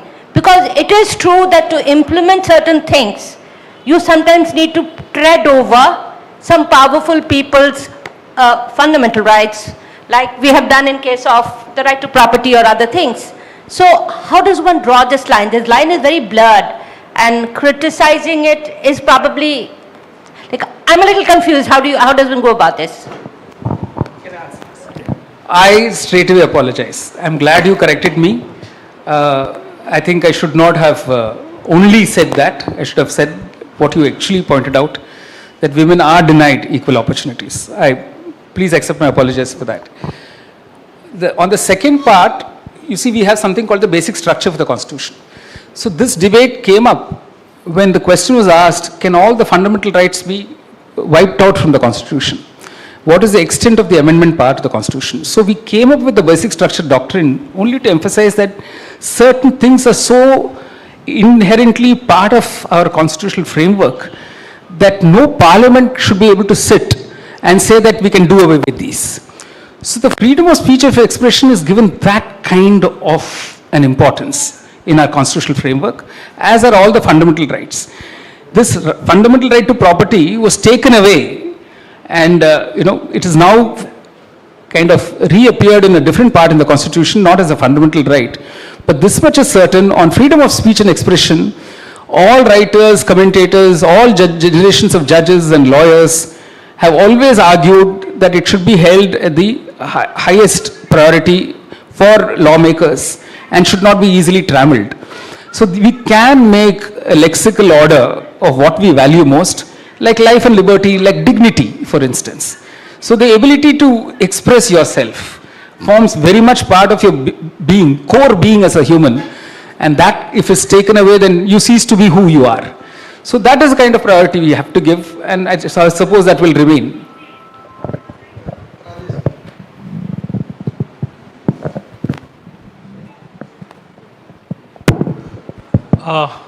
Just in continuation of your last answer to Kedar's question, I have been studying the assaults and attacks on journalism and journalists during the pandemic. So there are 3 or 4 channels through which all of them were mediated. So one of them primarily are all the cases. So far I have ended up compiling about 112 cases, and of which what I found that more than 80% of cases, so the Supreme Court, even when the Supreme Court intervened and advised restraint, after which the lower courts also started doing the same thing. So in almost 80% of the cases, restraint was advised, but the FIRs were not quashed. And subsequent to which I tried to get across to the journalists. So I have so far spoken to almost a dozen journalists, and none of them has done anything about it because it all went back. So, but one understands, and this is also what you said, that these cases are there. They can be revived any time. Including, if you remember, Supriya Sharma's famous story of the PM's constituency. Now, I have been asking whether there can be PIL, because I don't understand legal system so well, so that's why I'm asking. Is there a recourse through the court where we can quash all these cases? Because I was told that that may not happen, you have to go through the Home Ministry. And because they have to be removed at the level of the police. So what's your understanding of the matter? Because policing is a state subject. So individual state police will have a control over the progress of the investigation in so many cases. Like if it's Varanasi, the UP police, and if it's Kerala, Thiruvananthapuram, the Kerala police, and that on. So to have one order controlling all of that can only happen if you take it to the Supreme Court. Even the Central Home Ministry cannot dictate to a state police department what it should or should not do.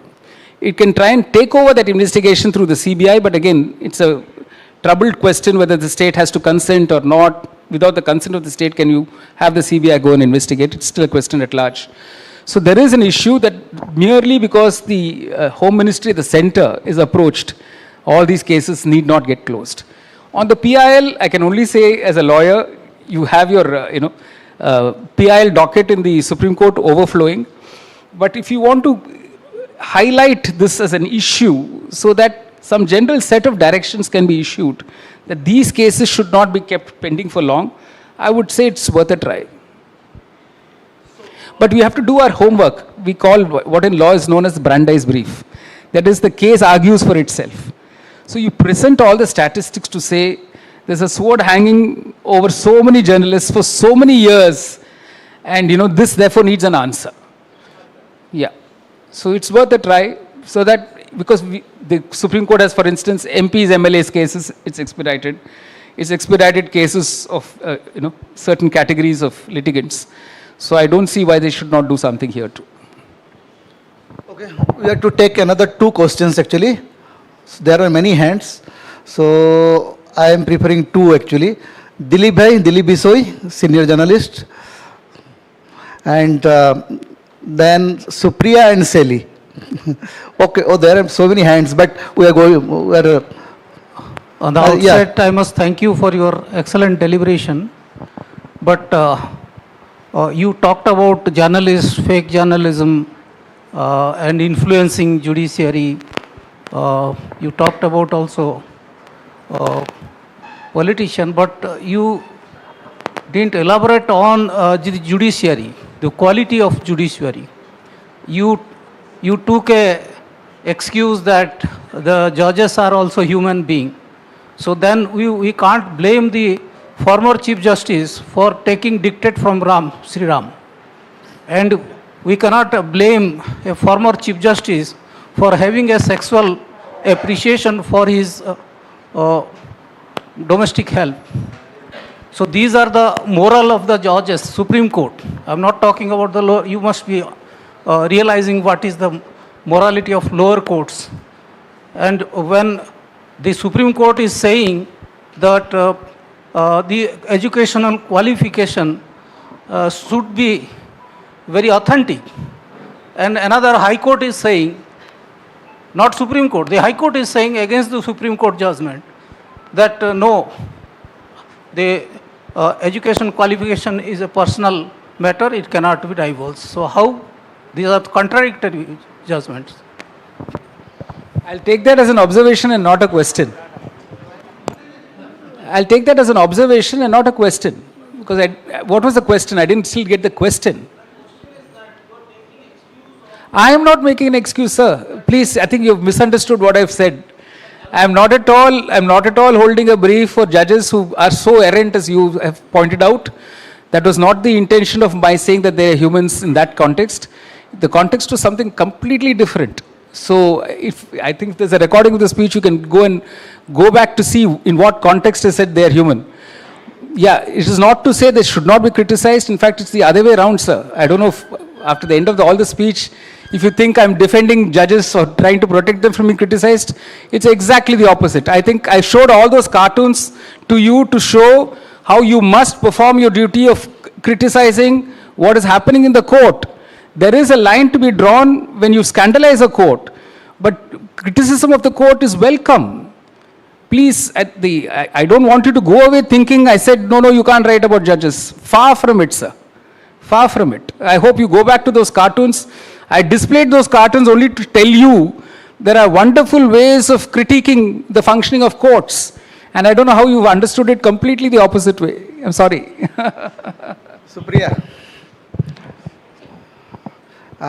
Give the mic. Again, independent anchor, journalist. Yeah. Hello, sir. Very nicely informative deliberation of yours.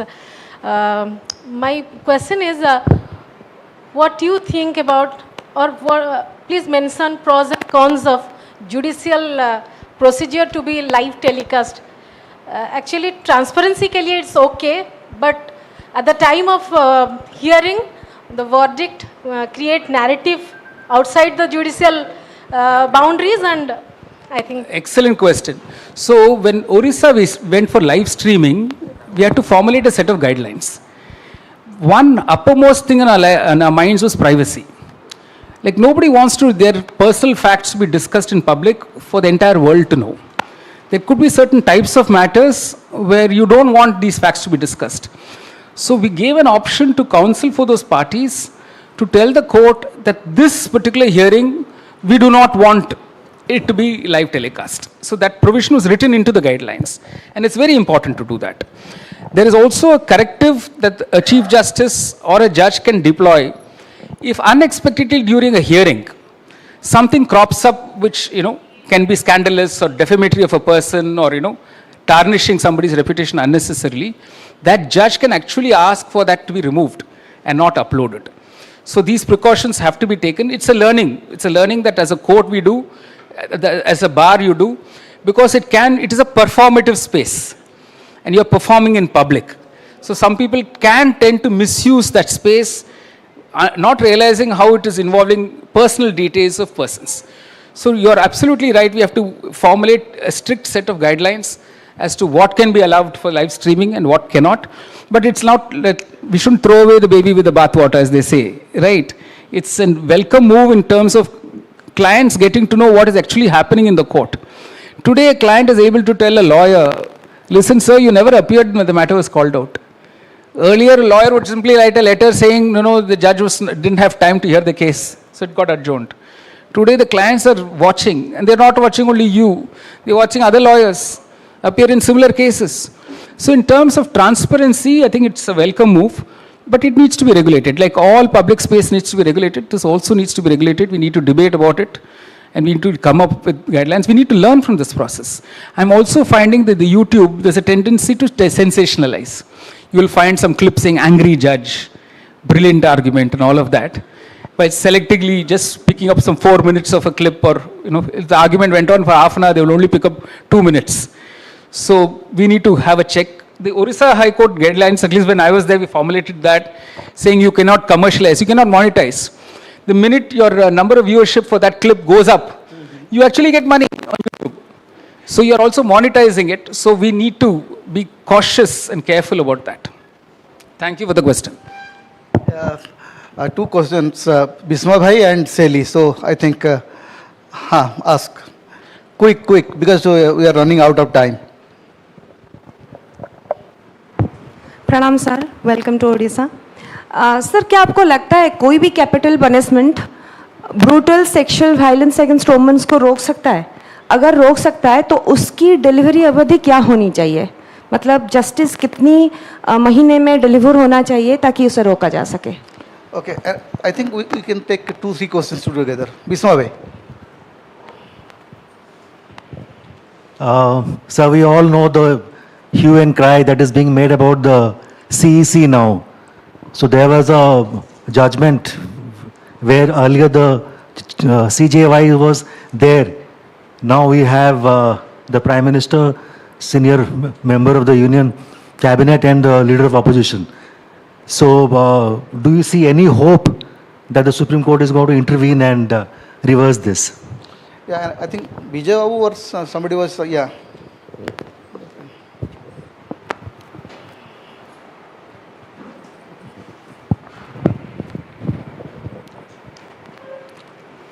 Thank you, sir. I have 2 to 3 questions interlinked. Exactly 100 years back, Gopabandhu Das was convicted for sedition. Who was he? Everybody knows it.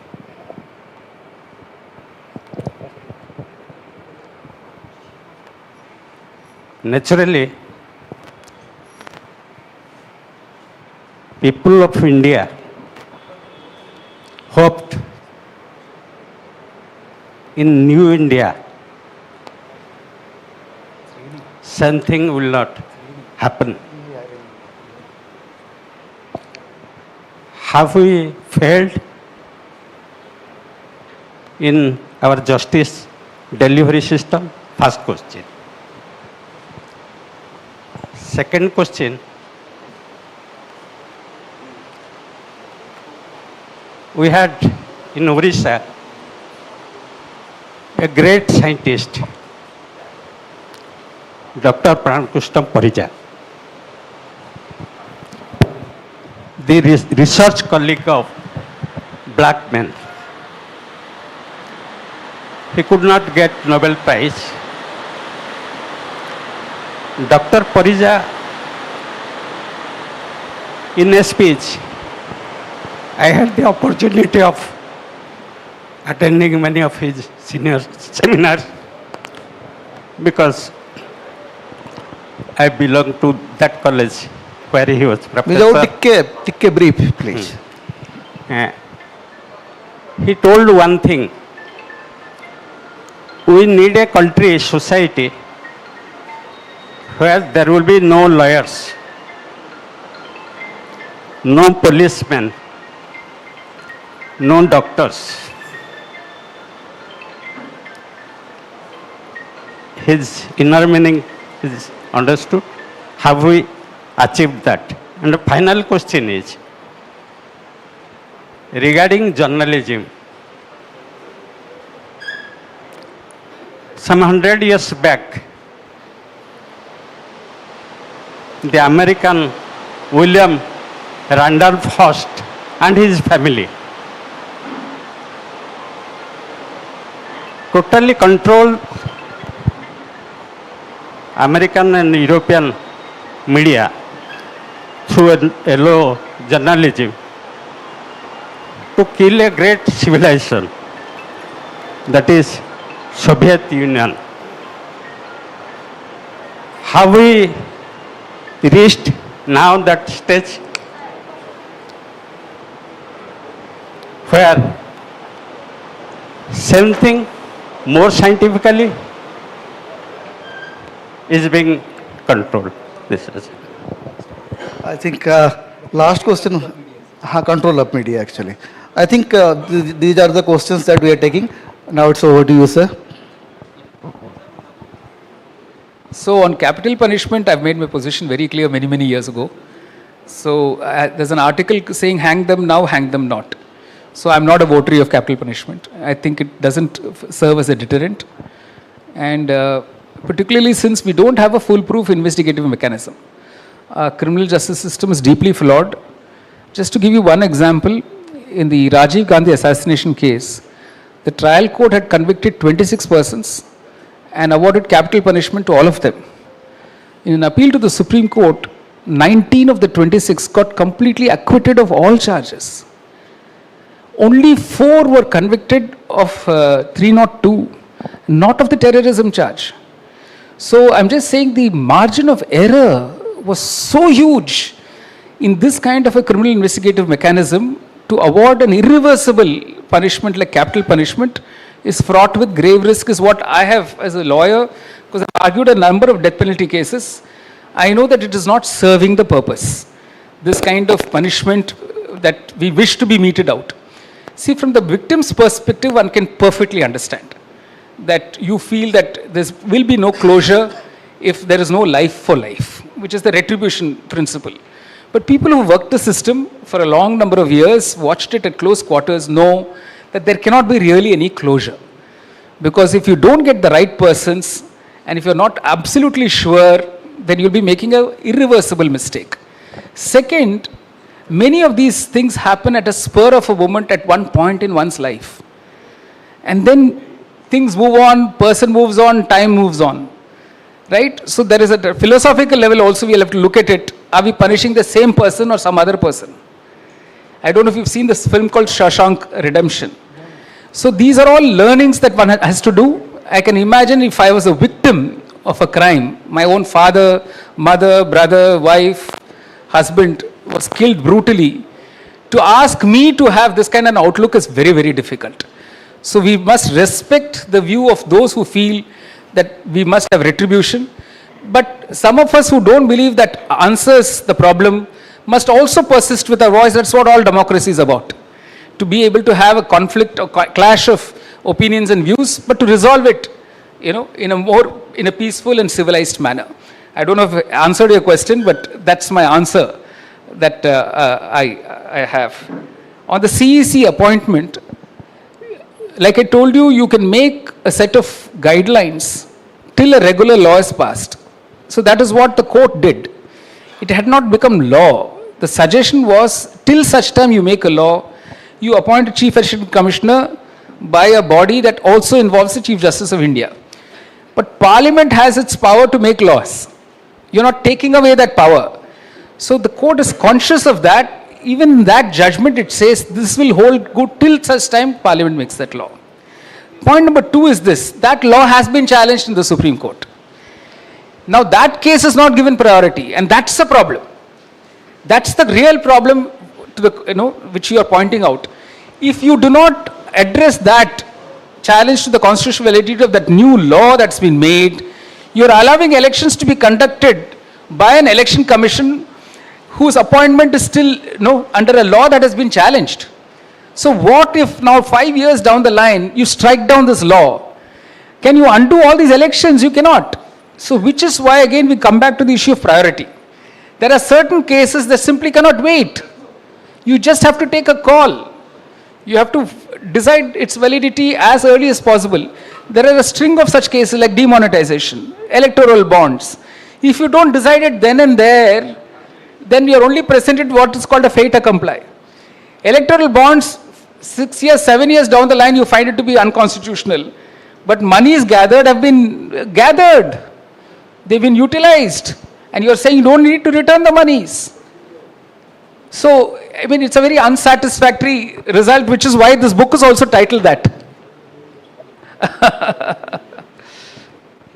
Now, the next question was the gentleman there.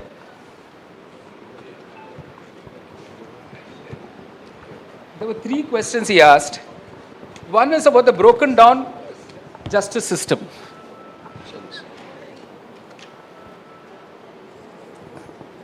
So we did not start, we started with the failed system. I think historians, legal historians will tell you, if you look into the writings of Lord Cornwallis, he laments that there are too few judges and too many cases in India. And he's talking about the 18th century India. The British had brought their system into India to succeed the Mughal system. And when we started off only, we had problems. We have continued with those problems. We inherited problems which we built on. So the main parameters, I was reading a nice manuscript which will come out soon on the history of the Patna High Court.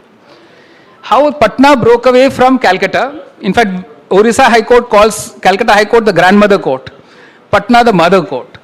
So when Patna was being separated from Calcutta High Court, a bench was being created for the Patna High Court. The statistics put out in something like 1915, 1916 shows that there's a huge pendency of cases in Calcutta High Court with too few judges. So it was not as if we had a system which was working well and now we made it fail. It was failed then, it continues to fail now. So the answer to your question is, sir, we are working at trying to make the system work, but there are all these issues which we inherited. Unfortunately, we are continuing with many of those issues and we've added some more issues to that. So that answers your first question. But a person like me will not give up hope. Even among all these failed systems, there will be some good order passed by some court somewhere that reinforces your faith in the justice system. And we need that faith, sir. Somebody asked me, what is your hope for the judicial system? I said, it's not for me to say it is a failed system, because there are many millions of Indians waiting for justice. I cannot tell them that you will not get justice. I will have to hope, as they are hoping, that their day in court will come. And that is how I proceed. Every day as a lawyer, every day as a judge, I was proceeding with that. Let me do my bit. Let me serve the cause of justice. Somebody somewhere will take inspiration from that and also do their bit. Because there are too many people waiting for that moment in court when they will get their justice. So we cannot. It's deeply cynical to say you're wasting your time. And for many of them, there is no choice. For somebody sitting in jail for an offense that he or she did not commit, what's the point in telling them that, you have no hope? You have to not become cynical. You have to give them that hope. We all have to work to make that happen. And let's do all our collective bit to make it happen, as journalists, as lawyers. Which is why, sir, I will not agree with you that we must have a country without lawyers or doctors. We need all of us. We need all our contradictory voices, our comments, our views, our opinions, our clashes, our mistakes. We learn from all our mistakes. Today I got corrected for a mistake I made, and I must accept that it was a mistake. I should not have focused only on one aspect. But we must learn to do that in a civil manner, and agree to disagree on things that there's no easy resolution, but we must work together. We need, therefore, thinkers, lawyers, we need poets, we need clowns, we need cartoonists, we need so-called failures. They're not failures. Failures are defined by us. Somebody who's failed in a branch of law may be a brilliant painter, which was waiting to be discovered. We know all those stories. So we need all of them. I would not want a world without lawyers, doctors, thinkers. There is a control of media, sir, the same way that you pointed out. Much written about the Orwellian scenario. And this will happen. There will be despots, there will be tyrants, there will be people thinking that I am here for life. But history tells us that is not true at all. Julius Caesar, I'm sure all of you know this, I don't have to repeat, but just to remind myself, every time Julius Caesar completed a successful campaign and entered Rome, as his chariot drove in, there was one person standing behind him, whispering in his ear, "This too shall pass, this too shall pass." Thank you. Thank you very much, sir. Vijay Babu, I might take because we are running out of time actually. So, sedition, he was talking about. Sedition has no place in our statute books. The Supreme Court has actually stayed 124A. It has re-emerged in the BNS. Unfortunately, in a different word, they have not used the word sedition, but the effect is the same. This has now been challenged. Yesterday's news item says the Supreme Court has asked the Madras High Court to decide this. I'm hoping that they decide it. I'm hoping ultimately the Supreme Court will stick to its older order and strike it down. So, thank you very much, sir. We are half an hour late actually, but it's a great opportunity to listen you, and what I like about Justice Muralidhar, that his body language is so democratic. The complete, and wherever he go, he democratized that space. And yesterday when he was arriving, I saw all those protocols and how he completely breached all those and worked with us as a very common citizen. So that's Justice Muralidhar for us, and thank you very much, sir, for being with us. And Samata family is very grateful to you, and we are very happy that you are a part of us, and you agreed to guide us. So thank you very much. And now, sir, we have a just small thing to do. We have 2-3 friends who are supporting us, and I would love to hand over a token of appreciation, a flower to them. Mr. P.K. Swai, he is from Google Wellness Foundation. Somebody was asking me that Google Wellness, are you sponsored by Google? I said, no, his grandson is Google. So, because I would request Mr. Swai to come over, P.K. Swai.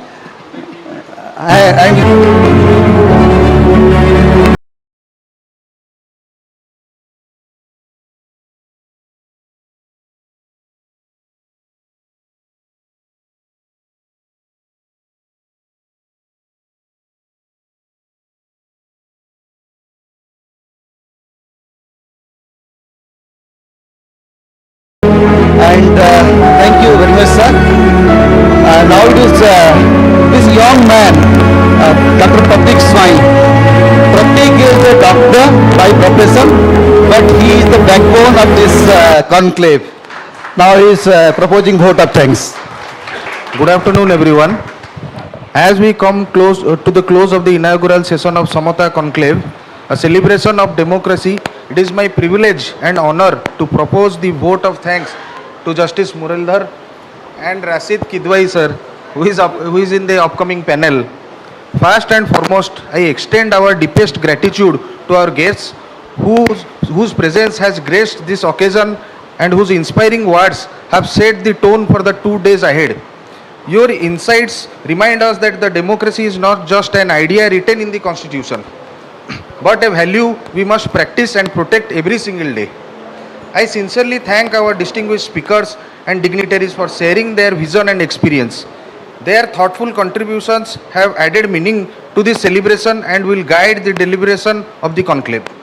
Our heartfelt appreciation goes to the organizers, sponsors, and volunteers whose hard work and dedication have brought this conclave to life. Behind every successful program stands an unseen team, and today's smooth beginning is a result of their tireless efforts. A warm thank you to the media and partners who will help carry forward the essence of this conclave to the wider public. But not at least, I thank one of you participants, delegates, and guests for joining us. Your enthusiasm ensures that this conclave will not just be a series of sessions but a collective journey of dialogue, reflection, and shared to responsibility. With this, I invite you all to actively engage in all the sessions over the next 2 days as together we celebrate, strengthen, and reimagine the spirit of democracy. Thank you. Thank you Pratik next session आम आलोचना करने को जाऊे विकसित ओडिशा स्वप्न एवं वास्तवता केते स्वप्न केते वास्तवता एंड वेरी डिस्टिंग्विश्ड पैनलिस्ट आम सागर अच्छा former finance minister Panchanan Kanungo former minister Debi Prasad Mishra former minister and PCC president Prasad Harichandan साम्यवादी नेता रामकृष्ण पंडा एवं ए पैनल को आगू ने मोर बड़ भाई प्रिय Ranjan Sahu it's over to Madhumita and Sumitra.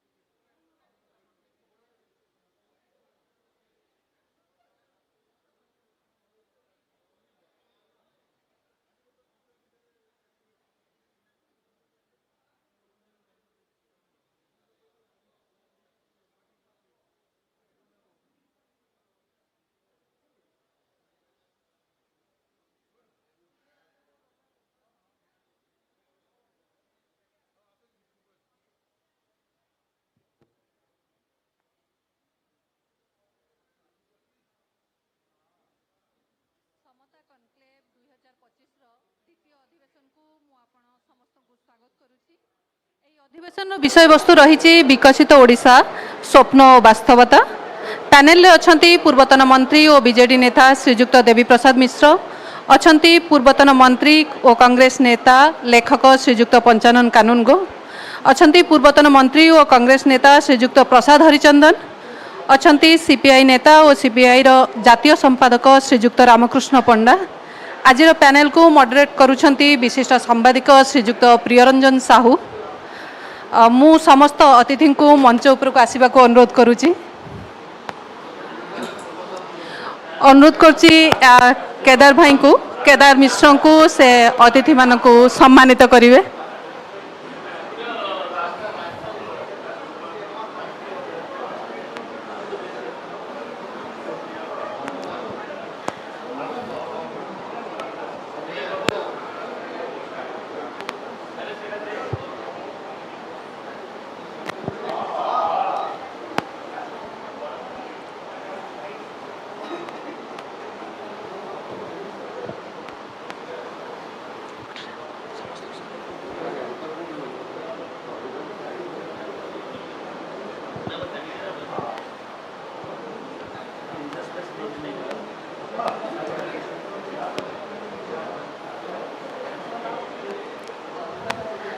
Kedar भाई को अनुरोध करुच्ची से समस्त को सम्मानित करेंगे और अनिता को साहाय्य करेंगे।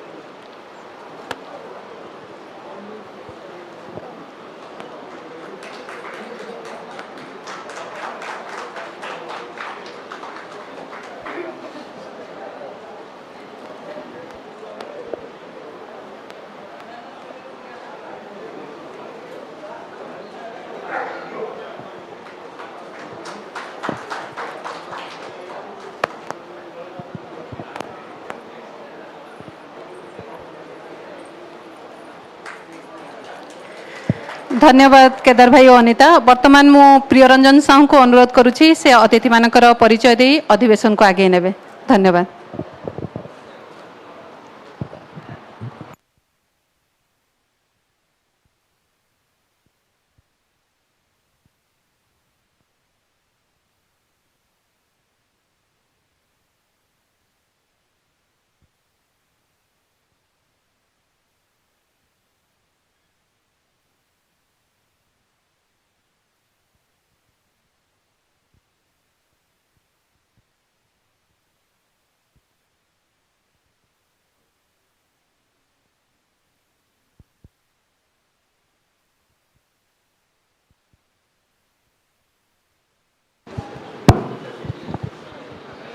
समस्त को नमस्कार।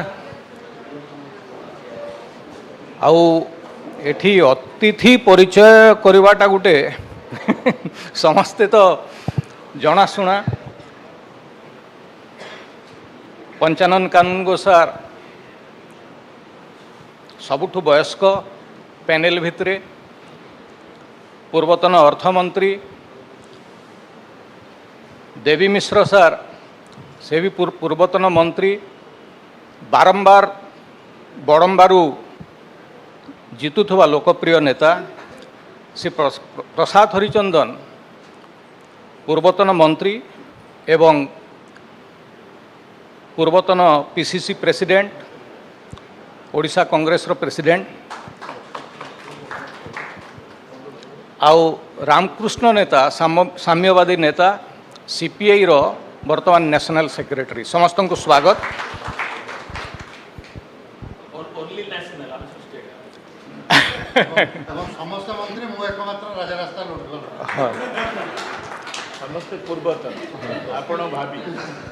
आउ एटा गोटे टॉपिक दिया विकसित ओडिशा। वर्तमान विकसित शब्दटा बहुल भाव व्यवहार होउछि। समस्त को विकास दरकार। आ विकासटा कौ प्रकार विकास दरकार तार भी भिन्न भिन्न लोकंकर भिन्न भिन्न मत से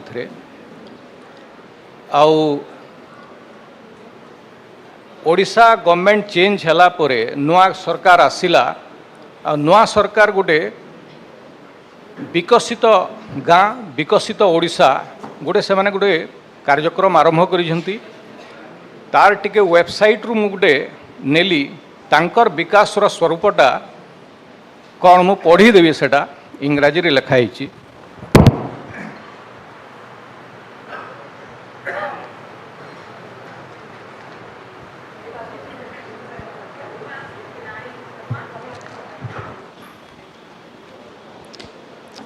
एटा विकसित गाँव विकसित Odisha BGBO in short. BGBO umbrella scheme focuses on addressing critical gaps in rural development through sustainable projects promoting inclusive growth. And inclusive growth भी गोटे बहुत यूज होता शब्द आजिकली and contributing to the broader objective of a developed Odisha. Number one, infrastructure development. Development of inter and intra-village roads, construction of road, bridges, culvert to connect unconnected villages in PVTG, Naxal dominated and hilly areas. Implementation of blacktop and cement concrete roads, upgradation of roads in reserve forest areas, standalone cross drainage works with necessary approach road to be included based on requirement. 2 number है provision of civil assets and amenities. Civil assets amenities रे कोन आसुजी construction of bhoga mandapa, कल्याण मंडप, community centre, भागवत टुंगी and cultural centers, provision of toilets and water supply near places of worship through Swachh Bharat Mission, Jal Jeevan Mission, whatever required. 3 number, improvement of infrastructure, again infrastructure, construction, puni construction of additional classroom, modernization, expansion of existing school infrastructure, construction of library buildings in schools. 4 number है अच्छी development, construction, puni construction of sports infrastructure, puni infrastructure, development of playground, volleyball courts and basketball courts within high school, college premises to serve as community assets beyond school hours. 5 number, improvement of micro tourism spots. एथरे जहाँ construction बोली शब्दटा नहीं कि innovative project, converging projects of similar nature undertaken by the PR and DW department and other departments for better alignment. Prioritizing completion of feasible incomplete Amo Odisha, Nabino Odisha projects which have already been taken up. माने ई सरकार रो तांकर view रे विकसित ओडिशाटा confined to construction, infrastructure, construction of road, construction of building, education रे भी construction आउ किछि नहीं किंतु मु भावुची विकसित ओडिशा गोटे व्यापक शब्द सरकार हिसाब से खाली कंस्ट्रक्शन आउ इंफ्रास्ट्रक्चर पुश नारे एटा ठिकादारी काम भलिया जो भलिया लगुच गोटे ठिकादारी काम को खाली प्रोत्साहन देवाटा हूँ विकास। गत 5 वर्ष भितर असेंबली रे mass school and mass education minister निजे कही जे 5632 स्कूल को बंद कर दिया ओडिशा रे लास्ट 5 इयर्स भितर आपण भावंतु गाँ मानकरे गोटे स्कूल बंद है माने जो फर्स्ट जनरेशन एजुकेटेड अच्छी जार बापा माँ मलिमुंडिया जार बापा माँ लेबर क्लास से माने काम करिजिबे कि तांको छुआ को नेक्स्ट स्कूल जोटा 3 किलोमीटर दूर रे अच्छी सेठी पकेबे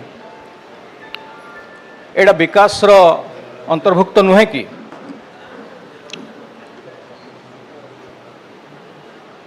आमर स्वास्थ्य सेवा गोटे एग्जांपल दूसरी खाली स्वास्थ्य सेवाटा आमर स्टेट जीडीपी अच्छी मोर देन 10.63 लाख करोड़ आई वर्षर बजेट रे हेल्थ केयर उपरे एलोकेशन अच्छी 23,000 समथिंग तो जीडीपी रो परसेंटेज वाइज आपण देखिबे जदि जस्ट 2% कि 2% रु टिके बेसी अच्छी नेशनल एवरेज रु टिके बेटर अच्छी किंतु not enough national health policy 2017 रे कहूची रेकमेंड करूची एटलिस्ट 2.8% रो हेल्थ केयर एलोकेशन हेबा कथा भारत रे हेई नहीं ओडिशा रे हेई नहीं जोटा कि पृथ्वी एमंग द लोएस्ट बोली धरा हब एटा विकास रो परिभुक्त नुहे कि मनीषर विकास रो ह्यूमन रिसोर्स रो डेवलपमेंट विकास रो परिभुक्त नुहे कि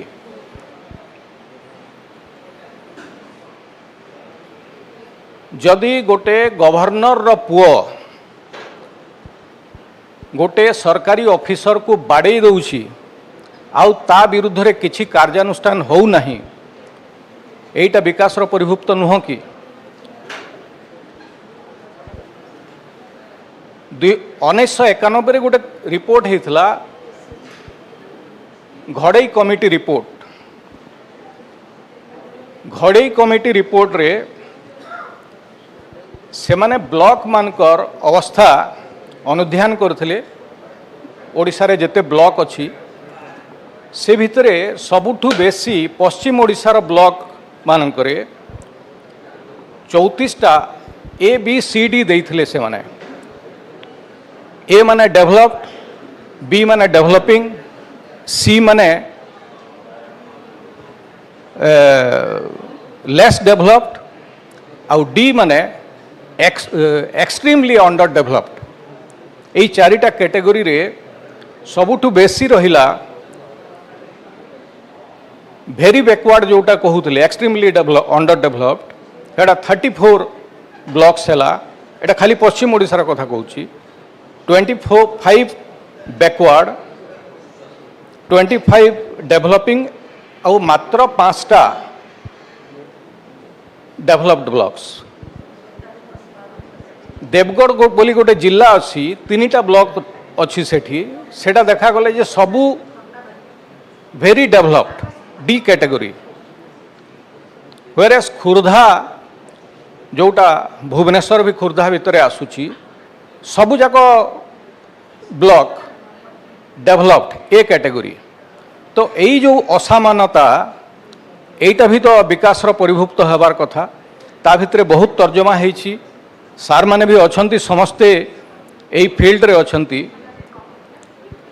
आउ निजर निजर वक्तव्य रखिबे से भितर आहरी प्रश्न बाहर तापरे समस्ते सामनारू भी प्रश्न करिवे मु प्रथमे अनुरोध करी श्री पंचानन कानूनगो को से अर्थमंत्री थिले एवं ज्ञानी लोक बहुत बढ़िया लेखक आउ अर्थनैतिक इतिहास ओडिशार अर्थनैतिक इतिहास उपर भी से गवेषणा करिसंती आमे तांकठू सुनिबा सर। थैंक यू प्रिय बाबू एवं समस्त सदीवृंद से जो अर्थमंत्री शब्दटी व्यवहार कले सेटा जो समय रे ए राज्यर आर्थिक स्थिति 365 दिन रु 364 दिन अन्न पाखे हाथ पकड़ चलवा पड़ूला एवं क्या दरमा देवाई पैसा पाखे नाला ये अवस्था थिला। रेवेन्यू डेफिसिट जहाँ को आम प्राइमरी डेफिसिट बोली विचार करुचु ता 2800 कोटी टंका थिला माने ताको भरणा करने ऋण करा पड़ूला ऋण सुझापी ऋण करा पड़ूला यही स्थितिटा सेतबेले थिला। आज से स्थिति नहीं 2004-5 पर से स्थिति आदौ नहीं एवं खूब भल स्थिति की आर्थिक स्थिति ओडिशा आसी किंतु जो परिकल्पना विकासर कथा जो शब्द कहते से कहते आज्ञा आमर प्रिय बाबू जे ये गोटे बहुत बड़ शब्द ना विकास धारा विकास अत्यंत संक्षिप्त बुझापी अत्यंत सरल यार जोड़िए दिग अच्छी केवल ये विकासर गोटे हूँ मानविक विकास मनुष्यर निजर विकास ताकर विकास हेले समाजर स्थिति रमाजर विकास हम आ गोटे है भौतिक विकास आंचलिक विकास पारिपार्श्विक व्यवस्थार विकास ये दुईटी विकास मात्र होची आम पाखरे लक्ष्य आम पाखे सामना को आसछि से बारंबार पढ़ुले इंफ्रास्ट्रक्चर ता अर्थ भौतिक विकास कथाटा को से बारंबार कहते ता भितर मनीष विकासर ह्यूमन डेवलपमेंटर व्यवस्था भितर कौन सी कथा मु गोटे कथा देखिपारि नहीं मु आपण मानकु कही रखे प्रकृति भगवान कई आमको सृष्टि करते से विषय मु कहीपर नहीं रामकृष्ण पंडा महोदय कहीपारती कारण से जमा विश्वास करते नहीं से भगवान को ऊपर कहीं विश्वास करते नहीं से कहीपर किंतु प्रकृति जहाँ सब देछि चतुर्पार्श्व आम समेत 5टी रिसोर्सेस देछि आमको जो को लेकिन आम विकास करिपरिबा। प्रथम रिसोर्स टी होउची ह्यूमन रिसोर्स मानविक रिसोर्स मानव संबल कहला ये हूँ सबुठारु प्रथम विकास प्रथम व्यवस्था आउ रिसोर्स मध्य द्वितीय रिसोर्स होउची आपणकर माटी उपरे थिबा रिसोर्स माटी उपरे होउची जो रिसोर्स रही से जंगल हो पानी हो सूर्य किरण हो ये है माटी उपरे थिबा विकास आउ गोटे हूँ माटी तले थिबा व्यवस्था सोर्स अच्छी रिसोर्स अच्छी जहाँ को आम मिनराल रिसोर्सेस बोली कहूचे से गोटे अच्छी जहाँ को लेकिन आम विकसित करें आउ गोटे आम ठारू टे दूर अच्छी जानीपारी नहीं आम एवं आधुनिकतार व्यवस्था भितर आसूची से हूँ आमर समस्त समुद्र भितर सागर भितर जहाँ को आम कहूचे सबुठारु अधिक संपत्ति ठूल होकर रही बोलिकी आमर पुराणा कालू से ही अच्छी कथा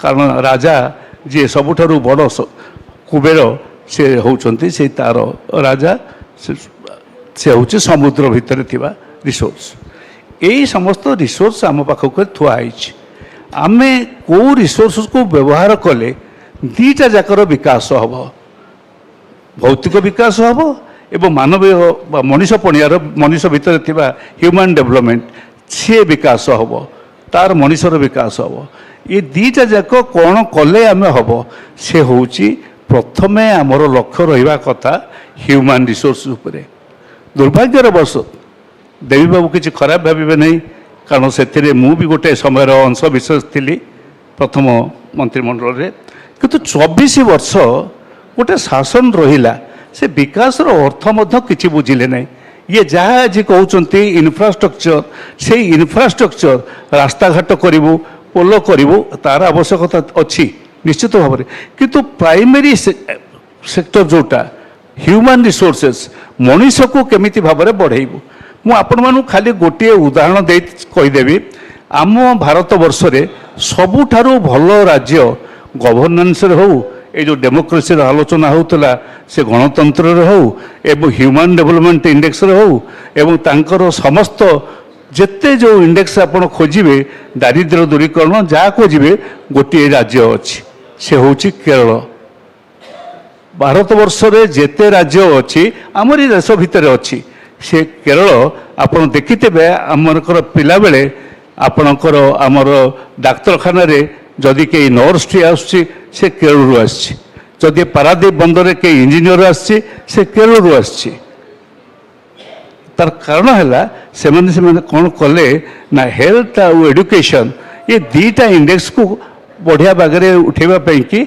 समस्त व्यवस्था कले से दीटा व्यवस्था हवा फल तांकर आम भाई आज एत रिसोर्सेस नाई माटी तल रिसोर्सेस नाई किंतु आमे से भारत वर्ष रे 1 नंबर राज्य हो गले तांकर ह्यूमन डेवलपमेंट इंडेक्स रे आज जदि ताकू देखिबा कंपेयर करिबा आम ए लास्ट ईयर सहित देखिबा से सबुठारु उच्च अवस्था रे अछंती केवल उच्च अवस्था रे नाहंती आपण सेमानंकर बंचिबार बयस वर्तमान सारा विश्व रे जोठी चाइना एवं जापान होउचंती 83 वर्ष 82 आउट कमी जाइए ये पर जो ये आमर जो होता कोविड सबुठारु हाएस्ट होउचंती चाइना और जापान से ता सांगे ताल देकरी केरल चली आम बयस होउची वर्तमान स्टैंडर्ड माने बंचिबार बयस ता होउची 71 टपी पारा ना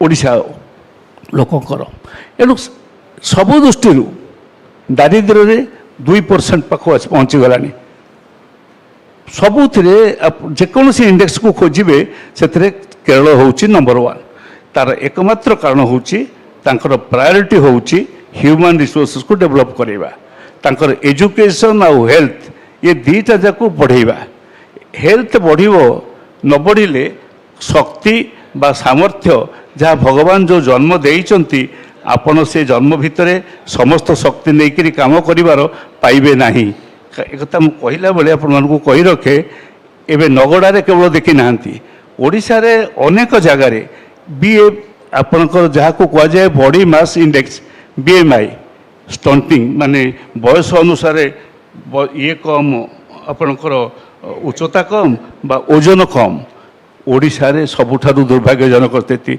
अंचल अंचल भितर पश्चिम अंचल भितर एत नुहे दक्षिणांचल ओडिशार दक्षिणांचल ये दीटा जाक सबुठारु खराब अवस्था आम मध्यांचल नहीं ता नुहे नगड़ा जाजपुर नगड़ा को आप देखिले जो छियाटी छुआटे छिड़ा ही पारु नहीं पेटटा बढ़ी जाइए गोड़ दुईटा न होची पड़ जाऊँगी तले ये जो अवस्था आकु विकसित ओडिशा भितर परिकल्पना भितर ना सी 24 वर्ष रखिले ना ये आसवा बेले आंकर भी लक्ष्य नहीं ये से ही धरिकी बीजेडी को धरिकी से कार्य करिबारे चली आम एक कहला बेले मु खाली कहीदिए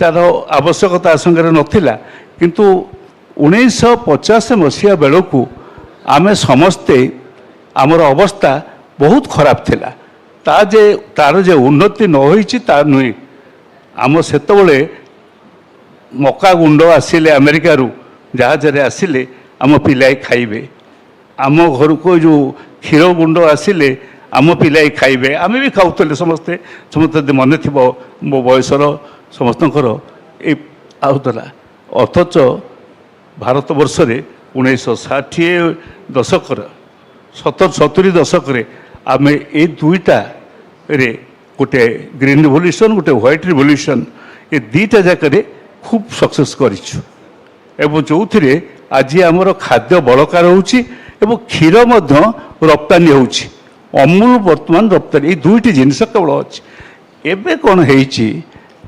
प्रायोरीटा को मनीषर प्रायोरीटा को ह्यूमन रिसोर्सेस प्रायोरीटा को बाहर कर देकरी आज्ञा माने आरंभ करदे माटी तोड़ा माटी तले थिबा संपत्ति को प्रायोरिटी देले ताकू कोठी कौन अच्छी खोजिकी खोलिकी बिक्री कले सस्तार पैसा अधिक मिल एवं आम कम लगे से कथा कले माटी ऊपर थिबा व्यवस्था को पानी मैनेजमेंट केमती जलर वाटर मैनेजमेंट केमती करवा एवं वाटर यूटिलाइजेशन केमती करवा से संपर्क में गुरुत्व देले नहीं प्रथम 5 वर्ष में गोटे गुरुत्व दि जाइए जो आम 3,60,000 हेक्टर जमी आम बंचे पारिलु ड्रेनेज सिस्टम भितर पानी रे जोटा पानी जल विहुने शस्य हानि जल गहले भी शस्य हानि से बंचे पारिलु प्रथम 5 वर्ष भितर कार्यकारी कौन सी गोटे कथा तापर है नहीं एणु मोर विश्वास आमर विकास धारा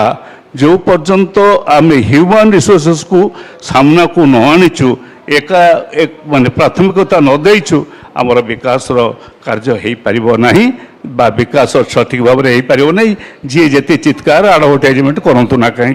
धन्यवाद।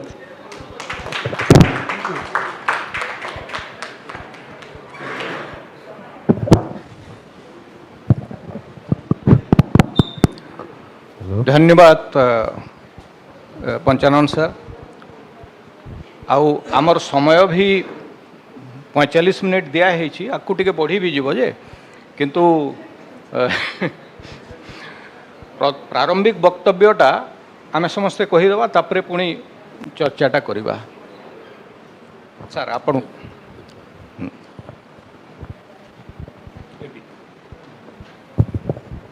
धन्यवाद। प्रथमे मो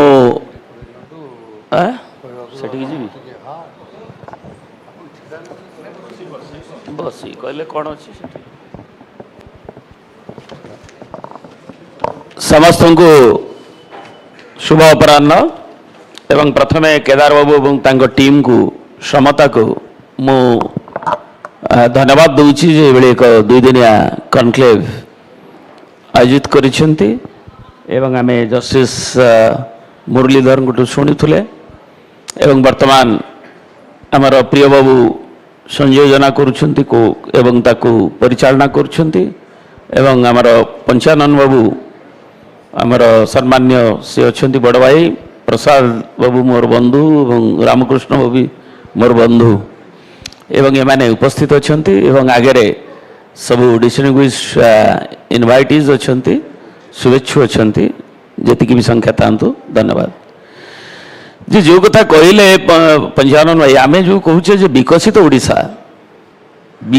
ओडिशा रो जो स्वप्न आज देखा जाउची जो पेडेस्टाल उपरे आम छिड़ाई करी आज कहूचे कि चिंता करुचे आलोचना करुचे किंबा सरकार गोटे प्रिय बाबू कहते जे 2036 रे करिवे विकास को जाए पहुँच हम एवं तांकर 47 रे अछि भारत को विकास करिवे विकसित भारत एवं ओडिशा तार पार्ट कौन करिवे से विषय रे तांकर जहाँ जहाँ वेबसाइट रु किसी उल्लेख करुले प्रिय बाबू ओडिशा योग्यता कहले कारण टाइम स्पान बहुत कम तेणु मु क्विकली रैपअप करने जस्ट मो पॉइंट कहूँ चाहूँगी जे स्वाधीनता पर जे विकास है मका गुंड कथा पंचानन बाबू कहते आमर विकास माने ये कथा समस्त मानिबे जे आमे सक्सेसिव गवर्नमेंट्स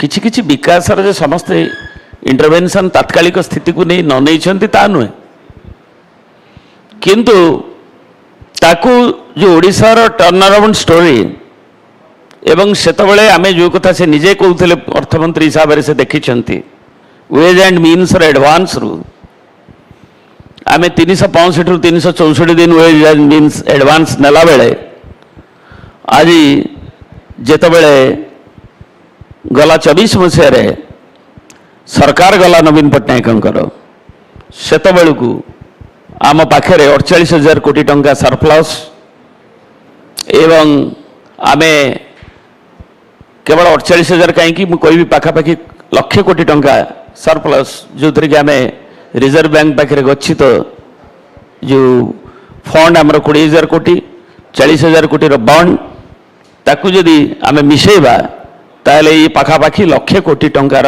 सरप्लस एवं आम ऋण परिमाण जो सरकार गला शताब्दी बेलू को शेष अवस्था जोटा गोटे डेप्ट ट्राप रे ओडिशा पड़ीला सेठू उधुरी आमे आमर डेप्ट आमर योजनार आकार आमर जीएसडीपी रो 28 गुण अभिवृद्धि आम योजना 10,000 11,000 कोटी रु आसी 2,65,000 कोटी टंकार पहुँच एवं ता भितर आमर विभिन्न क्षेत्र जो फिस्काल रोबस्ट डिसिप्लिन आनिबा पाई जाको नीति आयोग आरंभ कर अन्य माने आरबीआई एवं विभिन्न समय प्रशंसा करिसेंती ओडिशा होची एकमात्र राज्य भारत वर्ष रे जे अतीतर अवस्था को पुणी फेरी चाहिए वेज एंड मीन्स एडवांस को पुणी आउ नहीं हाथ पातिकी पंचु भाई भाषा एवं आमे ये जो अभिवृद्धि एवं से पर कैपिटा देखा लोन बर्डन भी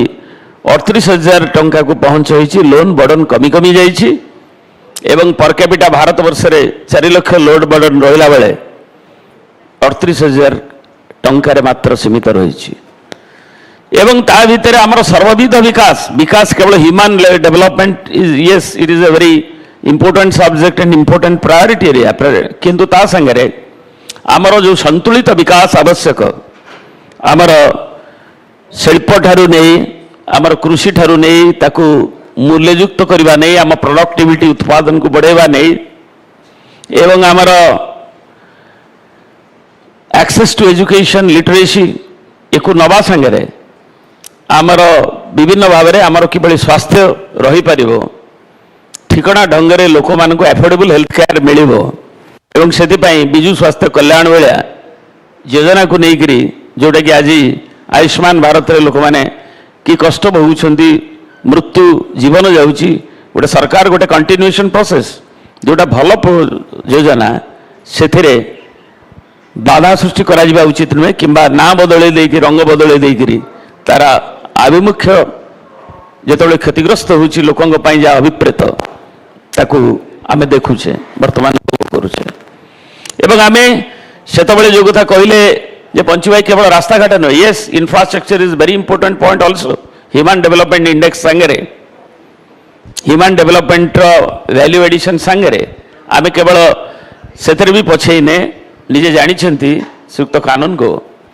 जे आम ओडिशा को गोटे एजुकेशन हब हरवाई मुझे राज्य उच्च शिक्षा मंत्री थी 11 मसीह एवं मास एजुकेशन भी 14 मसीह थी तेणु एक्सेस टू एजुकेशन एवं ट्राइबल गर्ल एजुकेशन को बढ़ेवा संगे हॉस्टल टू करवा संगे से फैसिलिटी गुड़ाक न कले एवं तार अभिवृद्धि की नहीं विभिन्न यूनिवर्सिटीज एवं ताकू किभली भाव में यूनिवर्सिटी गुड़िक एवं आईआईटी ठू नहीं किभली भाव में एनआईटी रे आमर एवं ओडिशा रे जो से क्लाइमेट आमर आनिबापई industrial development climate education human resources ecosystem एवं ताकू नहीं विभिन्न पदक्षेप नि जार सक्सेस भी आम जो गुड़ाक आम देखुचे विभिन्न क्षेत्र में मु कहि जो हेल्थ सोशल सेक्टर रे आम वैक्सीनेशन रे आम थिले मात्र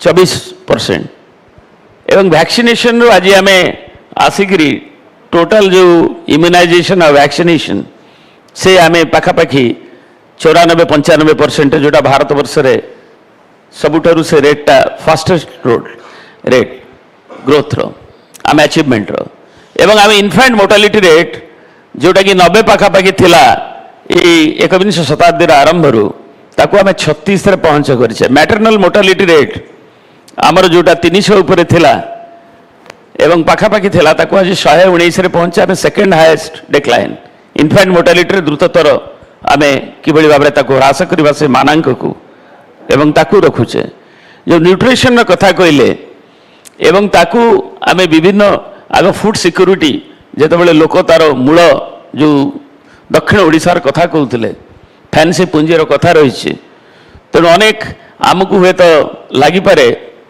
किंतु आम जानुचे जे केवल आम चाउल गोटे इम्पोर्टेंट कंपोनेंट तांको फूड बेसिक जोटा हैबिट डाएटरी हैबिट ताकू देकरी आमे किभली भाव में तार उत्पादन आमे भी विभिन्न फूड प्रोडक्शन फिश प्रोडक्शन अन्य न्यूट्रिशन जोड़ा न्यूट्रिशनल फूड एवं ओडिशार लोकल आमे आनिबा पई मध्य प्रयास जारी करेछे एवं जो थे कि सफल अनेक भाव में पाइछे किंतु आमे जो सफलता ताकू कौन माने डेरी हो जाऊँ शीघ्र शीघ्र मुझे सारी दूसरी तेणु आम ये जो सफलता विभिन्न मानक आम question answer you can share एवं आम तेणु सर्वविध विकासर जहाँ जहाँ परिमापक गोटे बंदर रू किभली अधिक दुईटी बंदर आपर आम एयरपोर्ट गोटे एयरपोर्ट रू अधिक हो एवं आम अधिक भाव में आमर ग्रोथ इंजिन गुड़िक चिन्हट कर टूरिज्म ठू आरंभ कर आमर जो ओडिशार यूएसपी होची आम कल्चर एवं ताकू नेइकरी आमे टैंगेबल इंटैंगेबल हेरिटेज एवं तार किबळी आमे करि परिबा एमे वैल्यू एडिशन मूल्ययुक्त किबळी हमर जो एग्रो क्लाइमेटिक जोन अछि ताकू नेइकरी वैल्यू एडिशन एवं प्रोसेसिंग करिकरी आमे लोकन को प्रदान दे परिबा एवं केवल जीवन जीविका नुहे लाइवलीहुड आमे सेथरे सक्सेस हेइछे किंतु ताकू किबळी रोजगार आडुगा आमे अधिक रोजगार आडुको लोकन इनकम जनरेशन आडुको जाई परिबा एवं ताले तार क्वालिटी ऑफ लाइफ बढ़ी परिबो लाइफ स्पैन ताकू बढ़ीची एवं ताकू किबळी भाबरे अन्य विकसित राष्ट्र संगे समान करि परिबा एवं ये सब कार्यक्रम इंडस्ट्रीज रे सेमती कुआ जाउथला जे हमर काली मु शुणुथली विकसित ओडिसा रे गोटे आईसीसी तरफ होता हेडलाइन आसी न्यूज रे जे माननीय मुख्यमंत्री कहले जे विकसित आमर जो जो कथा कुआ जाउथला गला सरकार बेले ये केवल स्लोगान थिला एवं केवल खाली कुआ जाउथला मु निजे ए राज्यर शिल्प मंत्री थी 2016 जिते आम आरंभ कलु ता पूर्व proper policy industrial policy dynamic industrial policy तापर different sectoral policy downstream upstream एवं ता संगे आमर टेक्सटाइल एपेरेल ठू नेकरी बायोटेक ठू नेकरी आमर किभली एवं फाइनाली सेमीकंडक्टर पॉलिसी जाए ताकू किभली भाव विभिन्न सेक्टरल और सब सेक्टरल पॉलिसीज गुड़िक करी आम अधिक states are competing with each other तेणु आम ताकू किभली भाव अधिक भाव तात्कालिक परिस्थिति को लेकर ताकू बारंबार मॉडिफाई करी से कार्यक्रम को नहीं थिले एवं मु तो प्रति कनक्लेव रे कौन कौन है मो डाटा अच्छी समय लेमदी हो मु सीएमआई रो डाटा उद्धार करुच्ची जे 33% आमर ग्राउंडिंग ओडिशा रे जो इन्वेस्टमेंट एवं जा प्रस्ताव आसीथिला जो एमओयू होइथिला एवं ता भितर आसीबा बेले एवं प्राय 92 एमओयू रु 50 टी कार्यक्षम अन्य गुड़िक इनिशिएशन नहीं थिला बेले ग्राउंडिंग होइथिला बेले आज आमे ताकू देखुचे जे जो जो ग्राउंडिंग आमे ज्योति की हेची से परिमापक वक्तव्य टिके कंप्लीट कर दियंतु कंप्लीट कर दो तो नेक्स्ट करबा ठीक अछि तेणु आम ग्राउंडिंग रेट मध्य तार आउटकम कहीं किसी इनपुट इंडिकेटर देखले हेनी what is its outcome we have to see एवं आमे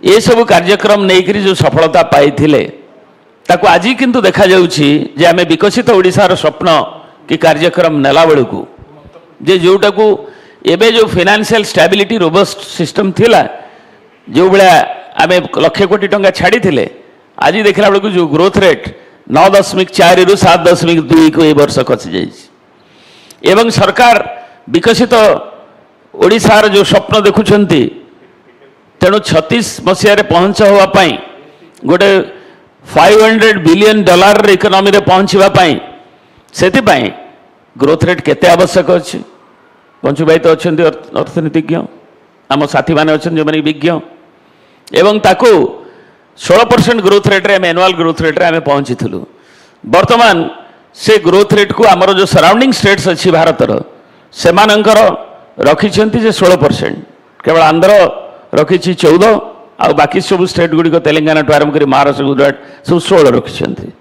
आम 9.1 ये जो विजन डॉक्यूमेंट करा ओडिशा सरकार तरफ से आम अचीव करुचे 7.2 पुणी टैरिफर अबिका इंपैक्ट पड़ो अन्य गुड़िक पड़ो हाउ टू न्यूट्रालाइज दि बर्डन आमर जो प्रॉन कि अन्य जो इंडस्ट्रीज अच्छी कि एपारेल सेक्टर अच्छी से भिन्न दिग सरकार कौन करेंगे न करेंगे इंटरवेंशन किंतु ये जो पड़ुचे जो दिग जो प्रभाव इकोनॉमी रे आमे गला वर्ष एवं लोन बर्डन आमे बढ़े बढ़े चलीचे सरकार प्लान कर 3 लाख कोटी टंकार लोन आने तेणु ओडिशा को गोटे इे इनकम कमुच एवं जोटा कहले जे केवल खणी नुहे ताकू मूल्यभित्तिक करी आगु को नबार 1.5 वर्ष से भाया ठोस पदक्षेप केवल जहाँ कुआ जाउछि ता करा जाउ नाही एवं आमे न्यू टेक्नोलॉजी को नेइकरी एआई मशीन लर्निंग ये सब जो उपयोग हो पार किंतु आम हेल्थ केयर रे आमर जो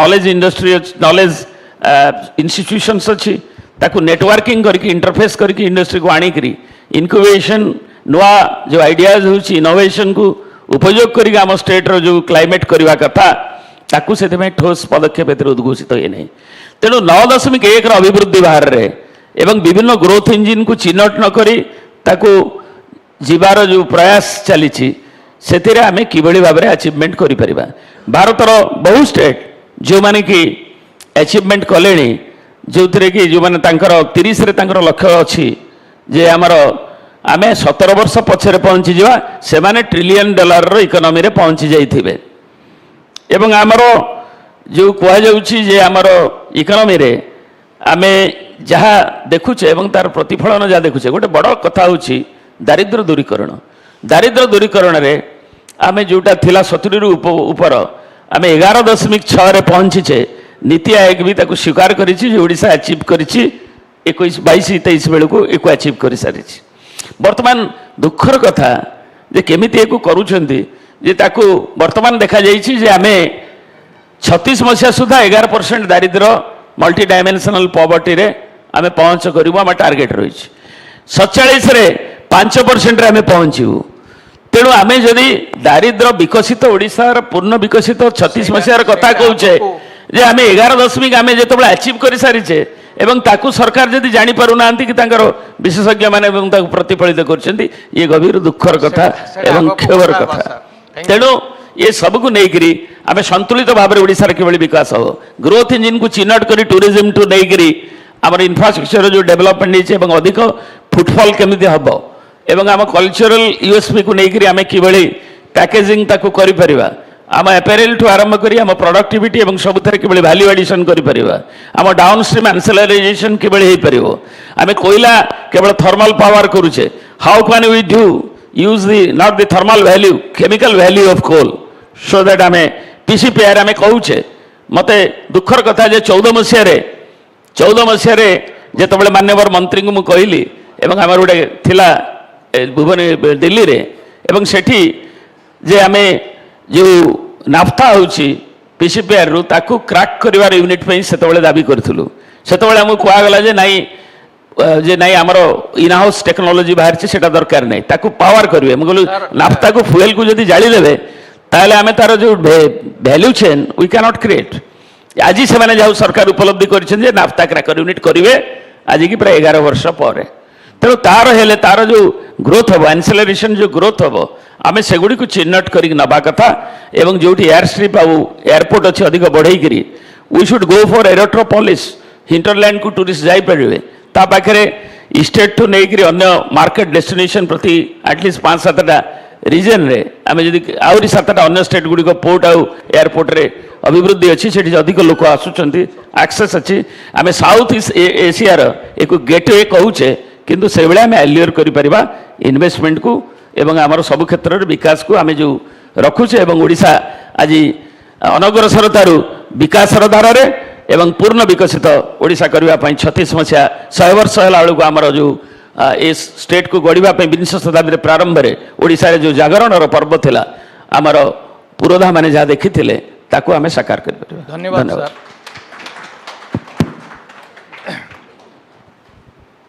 देवी सर जहाँ कहले माने सही इंफ्रास्ट्रक्चर दिगरे जाउछि बेसी किंतु अन्यान्य जिनस अच्छी आमर जोटा स्वप्न थिला आगुरु आ वर्तमान वास्तवता कौन होछि इक्विटेबल डिस्ट्रीब्यूशन होछि कि नहीं हो से विषय रे आपण टिके एठी बसिकरी कहतु भी चलिबो आ संक्षिप्त रे कहिबे तापरे आमे लगे जोड़ एठी नाही सिस्टम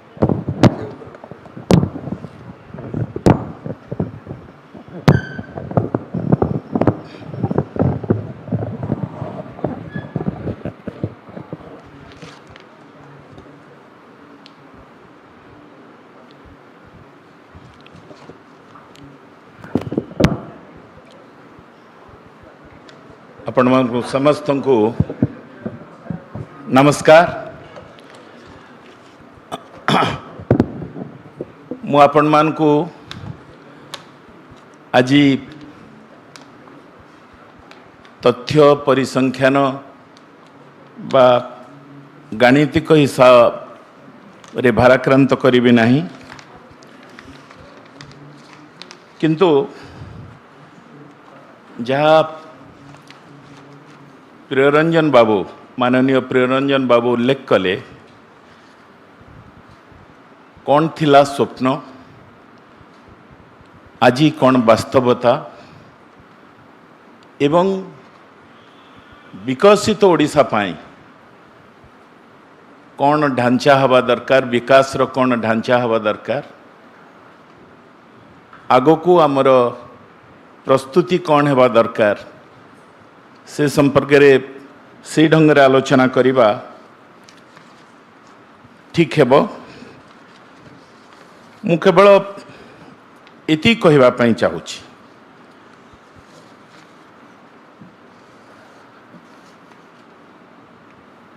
जो माने जो मानकर बलिदान पाई जो मानकर त्याग पाई आमे एठी स्वाधीनता पाइछु एवं आजी एठी समता कनक्लेव अनुकूल्य रे गणतंत्र उत्सव पालुछु सेमाने सेतेबेले कौन अवस्था थिला मु केवल खाली एतिकी आपण मान को कहवा पई चाहूची जदि गोपबंधुंकर केतोटी पंक्ति तांको बंदीर आत्मकथारू एवं सेतेबेले जो माने भारत वर्षर मुक्ति संग्राम रे झास देइथिले से माने ओडिशा पाई की स्वप्न देखिथिले से स्वप्न कौन थिला एवं आजी कौन आमे पाइछे सेतेबेले गोपबंधु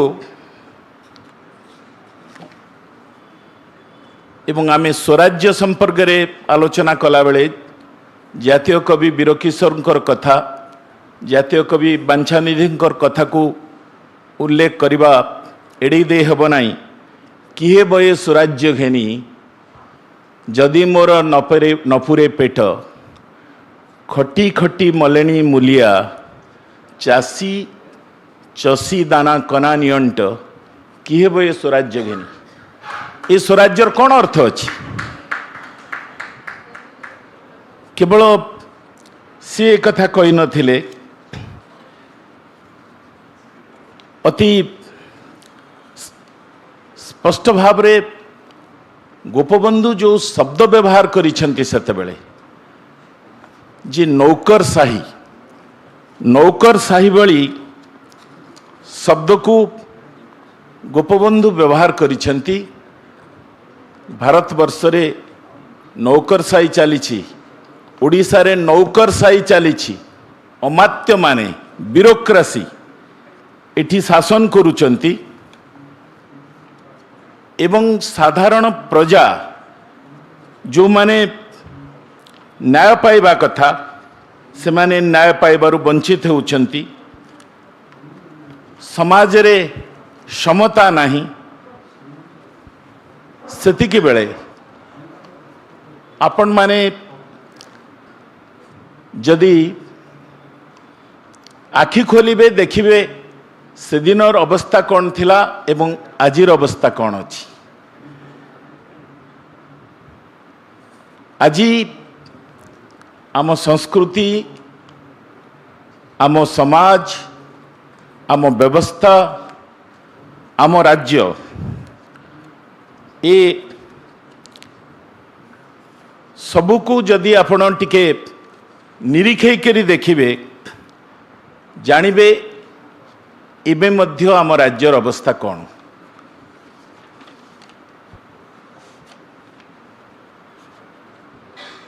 बेल आसिले रक्त टोपाए स्वेद टोपाए समाज पाई देबाकु हबो एवं से बेल केते बेले जेते बेले जणे उड़िया भाषा रे कथा कहवा पाई संकोच करे जानिबे सेतिकी बेले जेते बेले जणे उड़िया निजकु उड़िया भाव रे परिचित करिबारे कुंठाबोध करे कुंठित हुए ଜାଣିବେ ସେତିକି ବେଳେ ଯେତେବେଳେ ଜଣେ ଓଡ଼ିଆ ଆଉ ଜଣେ ଓଡ଼ିଆର ପଥରୋଧ କରେ ବାଟ ଓଗାଳେ। ଜାଣିବେ ସେତିକି ବେଳେ ଯେତେବେଳେ ଜଣେ ଓଡ଼ିଆ ଠାକୁରଙ୍କ ପାଖରେ ବିନତି କଲାବେଳେ କାନ୍ଦି ପାରେ ନାହିଁ। ଜାଣିବେ ସେତିକି ବେଳେ ଯେତେବେଳେ ଜଣେ ଓଡ଼ିଆ ଭାଷାରେ ଏବେ ବି ମଧ୍ୟ ଗୋଟିଏ ମାନକ ଅଭିଧାନ ନାହିଁ। ଏବଂ କେବଳ ସେତିକି ନୁହେଁ, ଜଣେ ଓଡ଼ିଆରେ କଥା କହିବାର ସ୍ୱାଧୀନତା ନାହିଁ। ମୁଁ ସେଦିନ ରାଜଭବନରେ ଚା ଭୋଜିରେ ଦେଖୁଥିଲି ଓଡ଼ିଆ ଭାଷା ବ୍ୟବହାର କରାଗଲା ନାହିଁ, କେବଳ ଇଂରାଜୀରେ ସମୁଦାୟ ଚା ଭୋଜି ସମ୍ପନ୍ନ ହେଲା। ଏଇଥର ଅଗଷ୍ଟ 15ର ରାଜଭବନର ଚା ଭୋଜି। ଆମେ अस्मितार କଥା କହୁଛେ, अस्मिता ଆଗକୁ ନିଏ, ବିକାଶ କୁଆଡ଼ୁ ଆସିବ? अस्मितार ଯଦି ଭିତ୍ତି ନ ରହିବ ବିକାଶ ବନ୍ଧ୍ୟା ହେଇଯିବ। ଆଉ ଟିକେ ପୁରା ଗାଉଁଲି ଭାଷାରେ ବିକାଶ ବାଞ୍ଝ ହେଇଯିବ, ବନ୍ଧ୍ୟା ହେଇଯିବ। ଏବଂ ଆଜି ସେ ବେଳ ଅଛି କି ନାହିଁ ଏ କଥା ମୁଁ ଆପଣମାନଙ୍କୁ କହିବି ନାହିଁ। ସେଦିନ ସେମାନେ ଯାହା କହିଥିଲେ, ଅରି ଫେରି ନାହିଁ ଯୁଦ୍ଧ ସରି ନାହିଁ, ଆସ ମୋ ଶିବିରେ ଆସ ଭାଇ, ହିମାଚଳ ଶିରେ ଶବଦ ସୁଫଇ, ଡର ନାହିଁ ଆଉ ଡେରି ନାହିଁ, ଆଉ ଡେରି କରିବାର ସମୟ ନାହିଁ, ଏବେ ଉଠିବାର ସମୟ ଅଛି। ମଧୁବାବୁ ତାଙ୍କର ବକ୍ତବ୍ୟରେ ଉତ୍କଳ ସମ୍ମିଳନୀର ଉଦ୍ଦେଶ୍ୟ ଯେତେବେଳେ କହିଥିଲେ, ସେ ଠିକ୍ ଏଇ କଥା କହିଥିଲେ ଯେ ଏବେ ଉଠିବାର ସମୟ ଆସିଛି। ସେ ତାଙ୍କର ଭାଷଣରେ, ଉତ୍କଳ ସମ୍ମିଳନୀର ଭାଷଣରେ, 1918 ମସିହାର ଉତ୍କଳ ସମ୍ମିଳନୀର ଭାଷଣରେ କହିଲେ, ମଣ୍ଡପ ମୁଁ ଲକ୍ଷ୍ୟ କରୁଥିଲି ଆଜି କେତେ ଜଣ ଓଡ଼ିଶାର ବିଭିନ୍ନ ଗ୍ରାମାଞ୍ଚଳ ଗାଁରୁ ଆସିଥିବା, ବହୁ ଦୂର ଦୂରାନ୍ତରୁ ଆସିଥିବା ଭାଇମାନେ ଏଠି ଆସି ଏ ମଣ୍ଡପରୁ ଧୂଳି ନେଲେ, ମୁଣ୍ଡରେ ମାରିଲେ, ମୁଣ୍ଡରେ ବୋଳିଲେ ଏବଂ ଲୁଗାରେ ବାନ୍ଧିକିରି ନେଲେ, ଲୁଗା କାନିରେ ବାନ୍ଧିକିରି ନେଲେ। ମୁଁ ସେମାନେ କେଉଁଠୁ ଆସିଛନ୍ତି, କିଏ ଆସିଛନ୍ତି ଜାଣିବାକୁ ଚେଷ୍ଟା କଲି। ସେମାନେ ଚାଲିଗଲେ, ମୁଁ ତାଙ୍କୁ ଖୋଜି ପାଉନାହିଁ। ମଧୁବାବୁ ସଭାପତିତ୍ୱ କରୁଥିଲେ। ମୁଁ ତେଣୁ ଏଇ ମଣ୍ଡପରୁ ସେଇମାନେ ପ୍ରକୃତରେ ଏ ମଣ୍ଡପରେ ଉତ୍କଳ ମାତାଙ୍କର ଦର୍ଶନ ପାଇଛନ୍ତି। ମୁଁ ତେଣୁ ସେମାନଙ୍କର ଧୂଳି ନିଶ୍ଚୟ ମଣ୍ଡପରେ ତାଙ୍କ ପାଦ ଧୂଳି ମିଶିକି ଅଛି। ମୁଁ ସେ ପାଦ ଧୂଳିକୁ ମୋ ମୁଣ୍ଡରେ ମାରୁଛି। ଘନ ଘନ କରତାଳି ଭିତରେ ମଧୁବାବୁ ଏ କଥା କହିଥିଲେ। ଇ ହେଉଛି अस्मिता। ମଧୁବାବୁ କେବଳ କଥା କହୁନଥିଲେ, କ'ଣ କରିନାହାନ୍ତି। ମଧୁବାବୁ ସୁନ୍ଦର ଯୋଡ଼ିଏ ଚିତ୍ର ସେଠି ଦେଖେଇଥିଲେ। ମୁଁ ସେ ଚିତ୍ର ବିଷୟରେ କହୁନି, ସେ ଚିତ୍ର କ'ଣ ଥିଲା ପରବର୍ତ୍ତୀ ଅବସ୍ଥାରେ ଆପଣମାନେ ବୁଝିବେ। ଯୋଡ଼ିଏ ଚିତ୍ର ସେଦିନ ସଭାରେ ଦେଖେଇଥିଲେ, ଓଡ଼ିଶା ଅବସ୍ଥା ବିଷୟରେ, ଶାସନର ବ୍ୟବସ୍ଥା ବିଷୟରେ। ପ୍ରସାଦ ଭାଇ ବକ୍ତବ୍ୟ କନକ୍ଲୁଡ କରିବେ। ତେବେ ଆଜିର ବାସ୍ତବତାକୁ ଯଦି ଆମେ ଲକ୍ଷ୍ୟ କରିବା, ତାହେଲେ ଆପଣ ସମସ୍ତେ, ମୁଁ ଆପଣମାନଙ୍କୁ କେବଳ ଏତିକି କହିବା ପାଇଁ ଚାହୁଁଛି,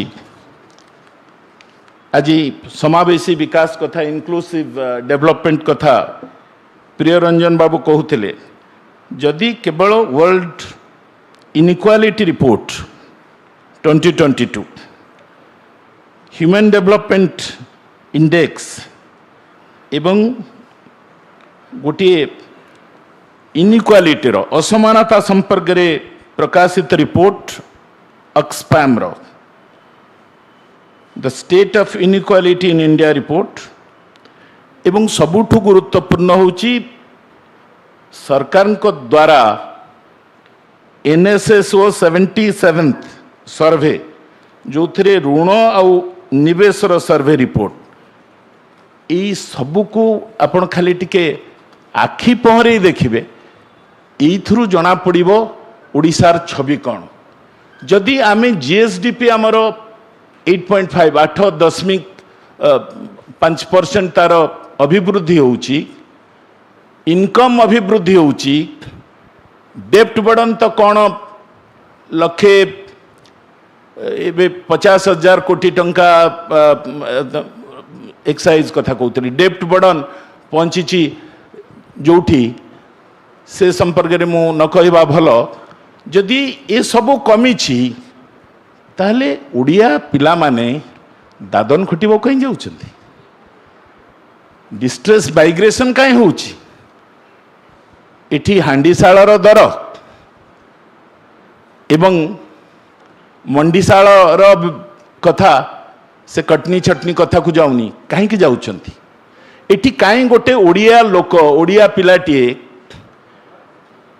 निज माँ को साबले मारुची मयूरभंज रे एटी कहीं गोटे ओडिया झीटीर शब को पोड़ा बेले माल भाई माने जुई पाखे ता मांस को काटी आनी चाखणा करुछंती मद सांगे जदि आम एत आगु को जाइछे ये घटना सब कहीं घटुची आम से पहुँचने आम असमानता बहुत बेसी ये जो खाई कथा कह जाउची धनी दरिद्र भितर सबुठु बड़ कथा भूसंस्कार लैंड होल्डिंग्स किछि मुष्टिमेय लोकों पाखेरे 10 भाग लोकों पाखेरे 90 भाग संपत्ति 90 भाग लोकों पाखेरे 10 भाग संपत्ति इभली जहाँ जहाँ शिक्षा स्वास्थ्य अन्य कथा अच्छी से संपर्क में आमको माइल खुंटा बसई आगु को बढ़िबा को हबो मु परवर्ती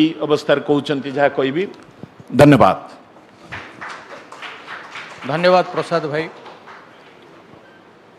गोटे बढ़िया कथा कहले जे ह्यूमन डेवलपमेंट इंडेक्स रे वर्तमान भी एते GDSP बहुत बढ़िया थिले भी बहुत हाई ग्रोथ थिले भी ओडिशा ह्यूमन डेवलपमेंट इंडेक्स रे बहुत तले अछि आउ सेटा जो डिस्पेरिटी होची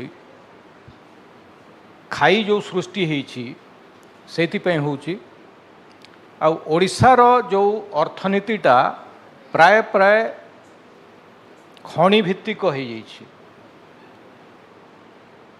आउ जो जगार खणी अच्छी से ही लोक मानकर अवस्था जदि आमे जीवा देखिबा बहुत खराब अवस्था रे अछंती रामकृष्ण भाई जो खणी वर्कर्स यूनियन रे भी जड़ित अछंती आ कहिबे आपन टिके सेठी कहिबे जे कोन डिस्ट्रीब्यूशन प्रोसेसटा कोन जे लोकों को मिलुछि कि जहाँ खणी रु आमर होउछि केउझर आमे DMF रो पैसा हिसाब देखिले भारत वर्ष रे बोधे केउझरटा रिचेस्ट डिस्ट्रिक्ट हेबो किंतु केउझर अवस्था कौन केउझर आदिवासी मानकर कथा अवस्था कौन केउझर पैसा DMF पैसा भुवनेश्वर रे लागुछि कि नहीं को ब्रिज तैयारी करिबारे रामकृष्ण भाई मंच उपरे मंच तले समस्त को नमस्कार समस्त को शुभेच्छा मु समता परिवार को धन्यवाद दूची जे आज एभली गोटे आलोचना चक्र को आयोजन कर मो पूर्वर 3 जन मंत्री पूर्वतन मंत्री कही मु रास्तार लड़ुवा गोटे मनीष जार कम है प्रतिदिन इनकलाब जिंदाबाद करके घेराव करवा एवं मोर आउ गोटे अपवाद अच्छी लोक कहती कम्युनिस्ट माने कांथ देखिले लेखती लोक देखिले गपंती तेणु कहला बेले मुझे आउ टिके अधिक समय नेबी मु विचार करुच्ची आमे समस्ते समतार विश्वास करथुवा लोक ये अच्छु जो मैंने समतार विश्वास करंतिनी सेमाने असमतार विश्वास करते आउ टिके भल भाव कहले आमे कम्युनिस्ट माने कहू जो माने साम्यर सपक्षधर नुहंती से माने असाम्यर सपक्षधर से माने असाम्य को बढ़ाइबा पई से माने आगु को जानते दीटा कथार मो कथा आरंभ करी आमे विकसित भारतर कथा कहूँ विकसित ओडिशार कथा कहूँ ये शब्द सबू सरकारी दल माने निजर भोट किणवा पाई बजार रे व्यवहार करते एवं ये शब्द को व्यवहार करी बजार करी समाने निजर भोट को आपणाती जो एक कह जाए मु आज जिते आलोचना चक्र को आम आसुचु दीटा डेवलपमेंटर कथा कहूँ गोटे हूँ भारत वर्षर इकोनॉमी कुआड़े जाऊँ गत काली खबर हूँ जे भारत वर्षर टंका अमेरिका पाखरे पुणी थरे आत्मसमर्पण करिछि एवं 88 रे जाइए पहुँची जाइए जदि आप पूरा एशिया समुदाय एशियार जदि करेन्सी को देखिए भारत वर्षर टंका आज सबुठ तले अच्छे आम ओडिशार विकास कथा कहूँ विकास कुआड़ को जाऊँ गत काली मु संध्या बेले पहुँचली ये राजेश साई बस अन्य बस आम मिसिक आसलु दिल्ली आसिकी भुवनेश्वर में पहुँचु पहुँचु शुणिली एवं आज खबर कागजर शिरोनामा होची मुख्यमंत्री स्कीम रे गाई किणिकी फेरुवा किसी चाषी जो मानक उपरे गो गुंडा बाहिनी आउ थे कोट करी कहूँ गो गुंडा बाहिनी से आक्रमण कले गाड़ी उपरे एवं से आक्रमण कले आमे ए बाटरे विकसित ओडिशा विकसित भारत तैयारी करने चाहूँ विकसित भारत विकास माने कौन आमर सरकारी स्टैटिस्टिक्स कहूँ देव भाई बहुत कथा कहले परिसंख्यान मुझे भितर को जीविनी आम परिसंख्यान कहूँ भारत पृथ्वी रे आम हूँ 4th लार्जेस्ट इकोनॉमी आम समस्त गर्वित पृथ्वीर 4th बृहत्तर इकोनॉमी आम ओडिशार इकोनॉमी आमर से बाटे आहरी आगू को जीव स्टैटिस्टिक्स एक कहूँ जे हंगर इंडेक्स रे भोकिला मनीषंकर तालिका रे आमे 127टा देश भितर 105 नंबर स्थान रे अछु पृथ्वीर 4th इकोनॉमी पृथ्वीर 4th इकोनॉमी आमे को विकास रो कथा कहूँ 4th इकोनॉमी रो देश रे 127टा देश भितर आम स्थान होची 105 एवं जदि ह्यूमन डेवलपमेंट इंडेक्स को देखिए 193टा देश भितर आम स्थान होची 130 आपण कहार विकास कथा कहते विकास माने भुवनेश्वर रे केते बड़ अट्टालिका तैयारी है तार विकास विकास माने भुवनेश्वर रे केतेटा 5 कोटी 10 कोटी 20 कोटी टंकार गाड़ी आसला तार विकास विकास माने मु बुझीची साधारण मनीषर विकास साधारण मनीष माने किए जो मनीष जंगल भितर रोचे पहाड़ झरणार पानी पीके रोचे आपण स्वच्छ भारत स्लोगान दौरान मो पानी को मो आलुओ को मो परिवेश को मु जो ऑक्सीजन पाउली ताकू अस्वच्छ कला किए अस्वच्छ आपणकर पॉलिसी आपण जो क्रोनी मान को ये डाकिक नहीं आसिले विकास ना रे आमर प्राकृतिक संपद को आपण जो मान हाथ में टेकीदेले से अस्वच्छ कले से मो खड़ी को मो पानी को से लुट कले मो जंगल को लुट कले आ विकास ना रे आपण तांको आनिकी एठी बसईदेले ये हूँ अवस्था 2014 पूर्व देव भाई अच्छा एवं तो केन्द्र जो सरकार चली बढ़ाइबार तो से पेट्रोनाइजेसन ओडिशा रे सबुठ अधिक थिला ना से ओडिशा रे केमिति विस्तार लाभ कले पॉलिटिकली जो विस्तार लाभ करुले ये पेट्रोनाइज करुले 2014 मसीहा पूर्व आप देखिए ओडिशार कांथवाड़े लेखा होता जे आम स्वदेशी अर्थनीति तैयारी करूँ स्वदेशी जागरण मंच 2014 पर आ स्वदेशी जागरण मंचर साइन बोर्ड आप देखुना बर्तमान विदेशी आमंत्रण मंच पर आमे भावुचु विदेशी आमंत्रण मंच दारे एफडीआई रे भारत वर्ष को ओडिशा को निर्माण करूँ मु एफडीआई रो विरोधी नुह गोटे रेस्पॉन्सिबल पॉलिटिकल पार्टी रो रेस्पॉन्सिबल लीडर भाव आपको कहूँ मु एफडीआई रो विरोधी नुह जो कोर सेक्टर रे विदेशी पुंजीर विदेशी ज्ञान कौशलर आवश्यकता अच्छी से आमंत्रण करूँ मोर किसी कहबार ना किंतु किंतु आपणकर कॉर्पोरेट मास्टर मान को संतुष्ट करने आपणकर क्रोनी मान को आउ टिके आग को बढ़ा देवाई आपण विदेश पुंजी को यू आणवे मु तार विरोधी मु कहवाक चाहूँगी जे ओडिशार विकास हो पार भारतवर्षर विकास हो पार जितेबले ओडिशा रे थिबा आमर प्राकृतिक संपद सी खनिज संपद हो सी वनज संपद हो सी जलज संपद हो बा सबुठु बड़ संपद हूँ आम पाखे जोटा अच्छी से हूँ मानव संपद ताकू ओडिशार बा भारतवर्षर साधारण मनीषर स्वार्थरे साधारण मनीष माने आउ थे कहूँ जे जो माने गोटे भारत मानचित्र को आंकी दे गोटे गेरुआ पताका को धरई दे कि आप गवर्नर हाउस को जीवे देखिए गेरुआ पताका को धरई दे स्वर्ण विभूषित महिला को छिड़ा करिकी जो भारत मातार चित्र दियंती मु से भारत माता सहित ना मोर भारत माता गाँव में बंचुची मोर भारत माता जी 10 कोश दूर को पानी आने जाऊँगी ता भर बंचुची मोर भारत माता जी सकाल पखाड़ कंसारे सूर्य को देखुची रातिर पखाड़ कंसारे चंद्र को देखुची ता भर मोर भारत माता बंची तार विकास कथा मुझे कहूँ तार विकास से हम जितेबाला आपड़ ए प्राकृतिक संपद को तार फेवर में व्यवहार करेंगे पंचु भाई थे मंत्री देव भाई थे प्रसाद भाई थे मु पचार चाहूँगी आम कौन रॉयल्टी पाऊँ से मत कहले खनिर कथा कहवाई आम पाखे सबुठ बड़ रिसोर्स हूँ खनि जहाँ को बिकिकी आम आमर संबल तैयारी करुचु आम संबल तैयारी करुचु से टंका को आम सोशल डेवलपमेंट पर व्यवहार करूँ आप जदि सरकार मान को देखिए केन्द्र हो राज्य हो सोशल सेक्टर रे इन्वेस्टमेंट कमी कमी के जाऊँ सोशल सेक्टर रे इन्वेस्टमेंट कमी कमी के जाऊँ मधुमिता मैडम अच्छा पर बाहर मत पचारे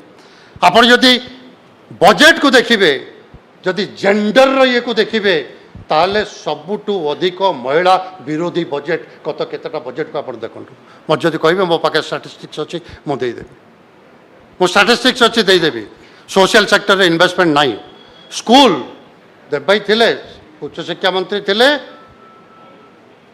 मास एजुकेशन लीडर मास एजुकेशन मंत्री थे उच्च नीच दुईटा आप थे समय आज पर्यंत स्कूल रे अपॉइंटमेंट होनी काउ टीचर पारा टीचर बग टीचर रे स्कूल चली आगे कौच कंट्राक्चुअल टीचर रे स्कूल चली मुझे को पचारुची जो पब्लिक एजुकेशन सिस्टम उपर सबुठ बड़ आक्रमण होची जोटी पब्लिक एजुकेशन सिस्टम उपर आक्रमण करके मो पिलार पाठ पढ़ार अधिकार को छड़े कि नियाउची एजुकेशन को कमर्शियलाइज कराउची एजुकेशन को सैक्रोनाइज कराउची एजुकेशन करिकुलम भितर वैदिक मैथमेटिक्स को पुरोहित शास्त्र को ज्योतिष शास्त्र को पढ़े कि मत भाग्यवादी कराउची मो भीतर साइंटिफिक टेम्पर को शेष करने उद्यम कराउची सेठी ह्यूमन रिसोर्स डेवलपमेंट हम सेठी प्रगतिर डेवलपमेंट हम आपण करचंती टंका आसीबो खणिरु टंका आसी कोठी खर्च हम मु उदाहरण दूँ मु केउंझर सुंदरगढ़ ये सब कथा कहूनी आपण डेलांग रे खणी करेंगे आ से टंका को आनिकी भुवनेश्वर रे खर्च करेंगे कहीं आईन कहूँ आप जिले में जोटी चाहिए खर्च करेंगे जो मैंने खनि द्वारा क्षतिग्रस्त हे डायरेक्टली अफेक्टेड जो मैंने सामान स्कूल हेनी सामान पीवा पानी हेनी सामान रास्ता हेनी सामान घर हेनी इन्वेस्टमेंट हम आउ गोटे जगार आम से नियम तैयारी कर हेल्थ सेक्टर इन्वेस्टमेंट आप देखो बजेट वाइज इन्वेस्टमेंट कमी कमी जाऊँ हेल्थ सेक्टर में आमे कहूँ मिनिमम 3% जीडीपी रो हेल्थ सेक्टर रे खर्च कर सरकार करने प्रस्तुत रुहति एमएनआर जी थिला आमे कहूँ जे लोकों को काम दियो और लोकों को कामर दाम दियो लोकों परचेजिंग कैपेसिटी लोकों क्रय क्षमता दिन को दिन कमी जाऊँगी आपड़ टंकिकिया चाउल दिंतु 2 टंकिया चाउल दिंतु लोकों को काम दिंतु लोकों पाखरे क्रय क्षमता को फेरे आणतु लोकों पाखक जदि टंका जीव लोकों पाखे जदि काम थी एवं पर्टिकुलाली मुझे कहला बेले कहवाई चाहे जे 94% लोक जो मैंने अनऑर्गनाइज सेक्टर अच्छा असंगठित क्षेत्र में कम कर जदि कम रही कमर दाम मिल ताहले से टंका बजार को आसो बजार चलचंचल हम अर्थनीति चलचंचल हम बर्तमान बाजार को टंका आसबनी आप अंबानी हाथ को अदानी हाथ को टंका देले रामकृष्ण आपण मोनेटाइजेशन पाइपलाइन ना तो सब बिकुंट एयरपोर्ट को भी बिकिदेले तेणु मोर तो कम हो गपिवा तेणु मत आसला आदेश मुझे बंद करने को चाहूँगी मुझे ये भितर को जावाक चाहूनी मुझे शेष कहवाई चाहूँगी मुझे शेष कहवाक चाहूँगी ये जो सो कल्ड स्लोगान दि जाऊँगी ये स्लोगान हूँ आमको बजार शक्ति सहित मार्केट फोर्सेस सहित जोड़िकी शिक्षा स्वास्थ्य निजुक्ति कृषि सबकि मार्केट फोर्सेस नियंत्रण को नापी एक सुचिंतित चक्रांत आम चाहूनु आम चाहूँ साधारण मनुष्यर विकास एक प्रगतिशील ओडिशा माने साधारण मनुष्यर प्रगति शिक्षा स्वास्थ्य सामाजिक विकासर ओडिशा तेणु मो निर्देश को मानिकी मोर वक्तव्य को यही संकुचित करुच्ची आपण मानक समस्त को धन्यवाद धन्यवाद रामकृष्ण भाई नहीं ठीक अच्छे ना माइनिंग रु रिलेट करी मु आपण समस्त को प्रश्न गोटे करी जे माइनिंग ओएमसी तो अच्छी ओडिशा माइनिंग कॉर्पोरेशन अच्छी नुआ जहाँ दिया होची जदि सरकार निजर राज्य सरकार कंपनी अच्छी तार बाहरे अन्य मानकु डाकी डाकी माइनिंग लीज दबाटा केते युक्तियुक्त आपण माने कहिबे मुझे स्पष्ट कहीदे एवं नुह जितेबाला खनि दुर्नीति को लेकिन प्रश्न उठीला साहा कमिशन आसते से आम मेमोरांडम देकी कहीलु जे ओडिशा सरकार भारत वर्षर सरकार को प्रस्ताव दिंतु कहीं आपण येटा को बुझंतु खनि आमर किंतु खनिर मालिक होचंती भारत वर्षर सरकार पंचायत अच्छी ताको एक्सप्लेन करेंगे कि अन्य माने करेंगे प्रस्ताव दिंतु आम खनिर मालिकाना आम पाखे रहा उचित आमे कौथिपाई सरकार थिबा लोकंकु रो जो कॉर्पोरेट मास्टर जी चांदा दौरान से कहीं खनि दबु आम खनिर परिचालना दायित्व ओडिशा माइनिंग कॉर्पोरेशन बा से गोटे सरकारी संस्था कहीं नबनी आम खनिर लाभ ओडिशा कहीं पाइबनी ओडिशावासी ता द्वारा कहीं बेनिफिटेड हेबेनी आम खनिर लाभरू जो मैंने खनि क्षतिग्रस्त जो मैंने खनि श्रमिक से कहीं लाभवान हेबेनी आम खनि कौथिपाई 80% लोक बाहर आसिक काम करेंगे आम माइन्स बहु बा इंडस्ट्री हो कहीं बाहर लोक आसिक 80% काम करेंगे आमर लोक कहीं निजुक्ति मिलबनी ये समस्त प्रश्न आम उठेचु एवं आम आशा करुचु जे आम खनि आमर हेबा उचित एवं आर परिचालन दायित्व सरकार पाखे सीधा सड़क भाव रहा उचित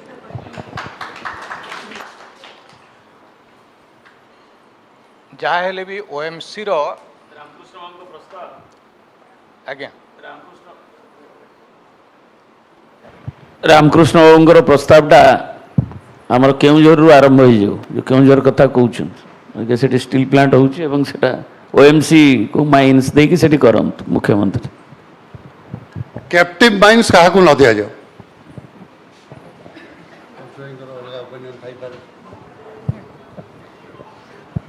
हाँ मोर गोटे आठारू अलग ओपिनियन अच्छी जितेबले कन्स्टिट्यूएंट आसेम्बली रे खनि संपर्क रे आलोचना है सेतबेलर आमर विज्ञ जो माने थिले सेठी सदस्य माने ओडिशा रु थिले 2 जन सदस्य एवं सेमानकर प्रस्ताव थिला खनि आमर नुहे बा खनि केंद्र बा राज्यर काहारी नुहे खनि होउची सेई अंचल लोकंकर जहाँ को खनि जोटी प्रकृति देइची तार उपयोग अधिकांश से ही केमिति पाइबे से अनुसार व्यवस्था हो किंतु अवस्था चक्र रे ये खनि गला राज्य हाथ को राज्य और केंद्र हाथ को गला किंतु आस्ते आस्ते केंद्र हाथ को चलीगला से जो मूल कथा आलोचना होता तांको पाखरे तांको किछि छेंचड़ा पकेला भलिया तांको गोटे पैसा दिया जाउची से पैसा तांको पई खर्च हो नहीं तांकर डेवलपमेंट हो नहीं तांकर सबुजाक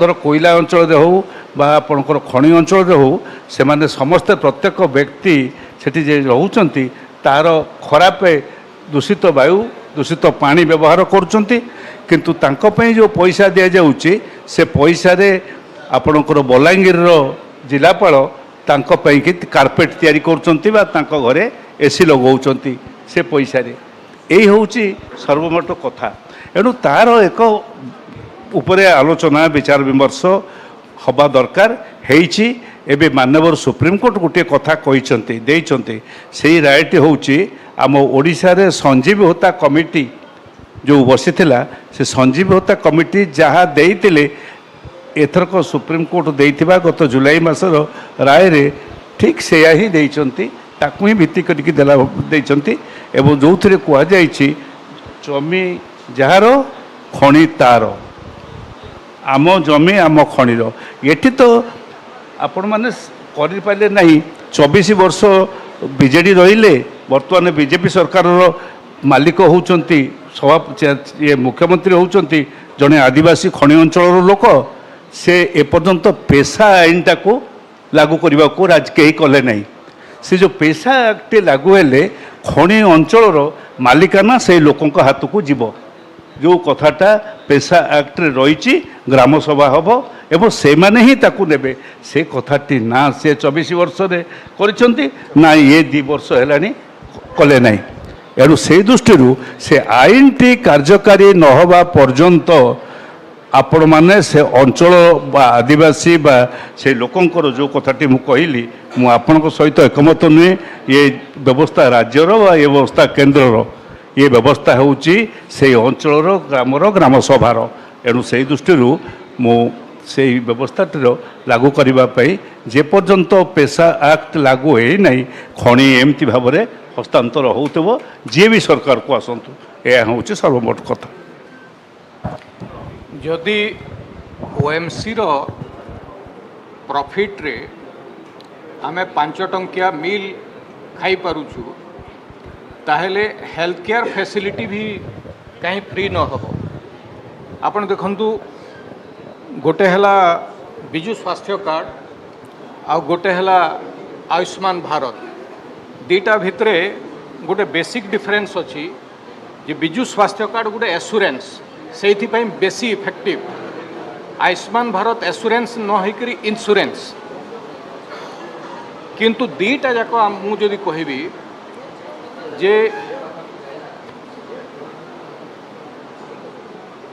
दीटा जाक बेनिफिट किए होचे प्राइवेट हॉस्पिटल्स आमर Bhubaneswar capital hospital well equipped कहीं हम ना क्वेश्चन होची सेटा आउ सेइथरे आमर जदि खणीर पैसा सेइथरे कहीं लागिब नाही सेइटा हेले बेसी इक्विटेबल हबो बोली भाबुछु सर मो आपनकर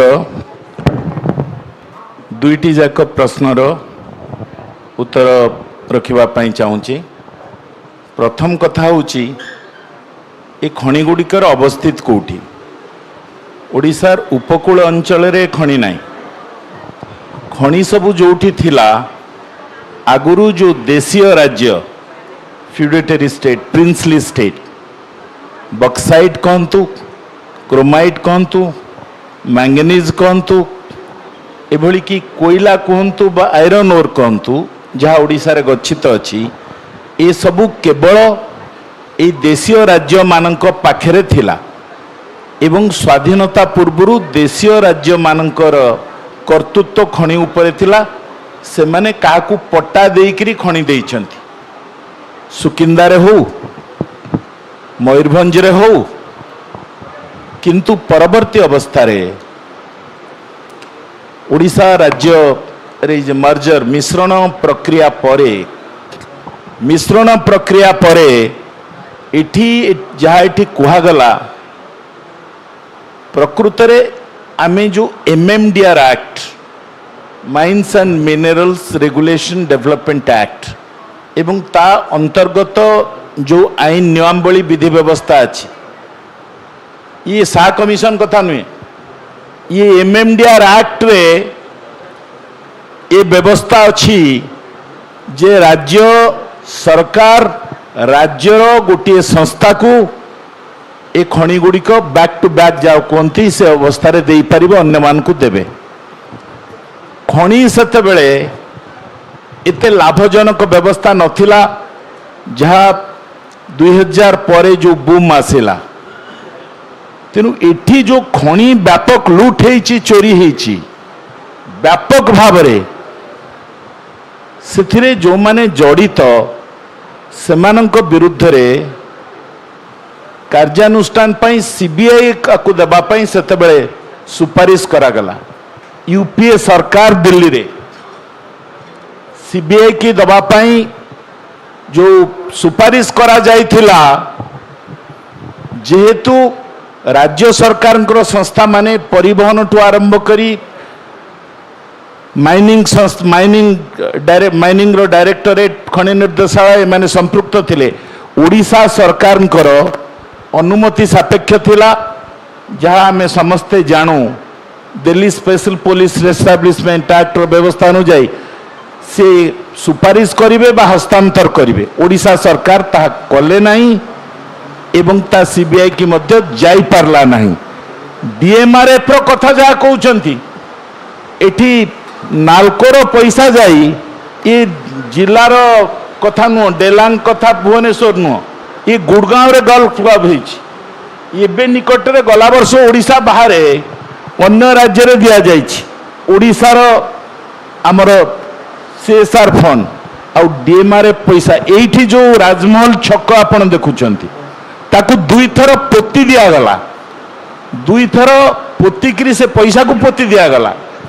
ये सबको जदि आपण डीएमआरएफ पैसा that has been abused and misused hardly used ये कथा गुड़ को सामग्रिक भाव में देखी आज जो पेशा व्यवस्था कहले ये अत्यंत उपादेय। सेतेबेले 1999 मसीह पेशा आईन को कार्यकारी करबा पाई योजना कमिशन कहले आमे अधिकतम को साहाय्य देबू पेशा आईन कार्यकारी कर।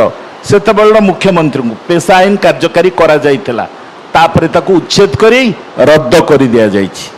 तेणु आमे जानी सुनी ये जो दौलतर दौड़ आकू मु दौलतर दौड़ बोली कहबी ए खनि चोरी की बढ़ेबा पाई आमे निजे जाई धरिथिलु किभଳି भाबरे रेलवे माध्यम रे ए खनि चोरी होउतला पीएससी माध्यम रे खनि चोरी की बढ़ेबा पाई ए जो दौलतर दौड़ चलीछि ए दौलतर दौड़ रे आमे खोजी लोडी डाकी आनुछु।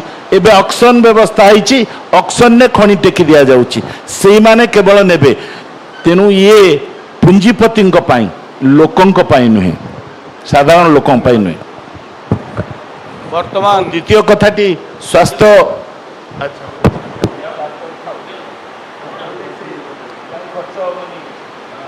हाँ कह स्वास्थ्य आपण निजे उल्लेख करिसेंती एठी जीएसडीपी रो केते प्रतिशत एटी स्वास्थ्य एवं शिक्षा रे खर्च होउछि।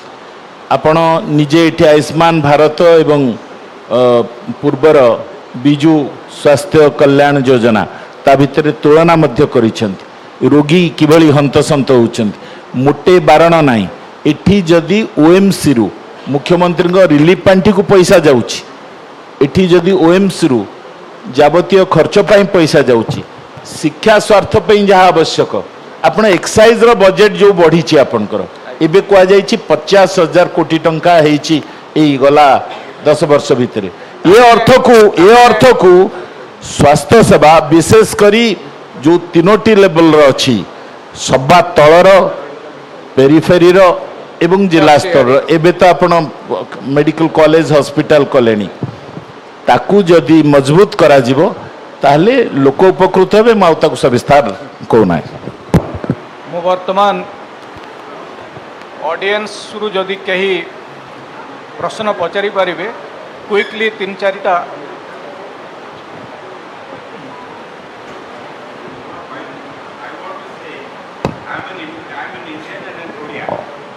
I am not pro any party. I am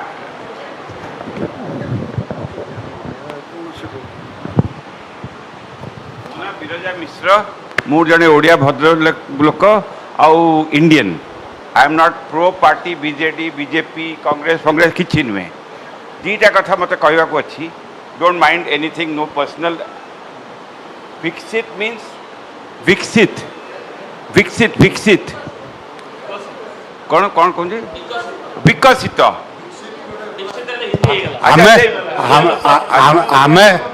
अच्छा विकसित माने पॉलिटिशियन मानकर विकसित होची इंडिया होनी ओडिशा होनी कोठी होनी काहे कि इंफ्रास्ट्रक्चर डेवलपमेंट एते होची खोल पैसा अछि काहे इंफ्रास्ट्रक्चर डेवलपमेंट होची खोल पैसा अछि हेल्थ एंड एजुकेशन रे पैसा नहीं जड़े मंत्री थिले पेट्रोलियम मिनिस्टर साकु निया गला हेल्थ एचआरडी काहे निया गला सेठी एते खोल कले जे तो निया गला मु ता ना कहबिनी आपण समस्त बुझुथिबे number 1 number 2 Odisha is in the prehistoric age of खणी खणी खणी wherever in the world there is khani khali daridrata you go to Düsseldorf Germany mu jaiti 1970s re khani bharti se decide kale khani ku band kar debo they go to Kentucky in Pennsylvania western Pennsylvania and Kentucky daridrata am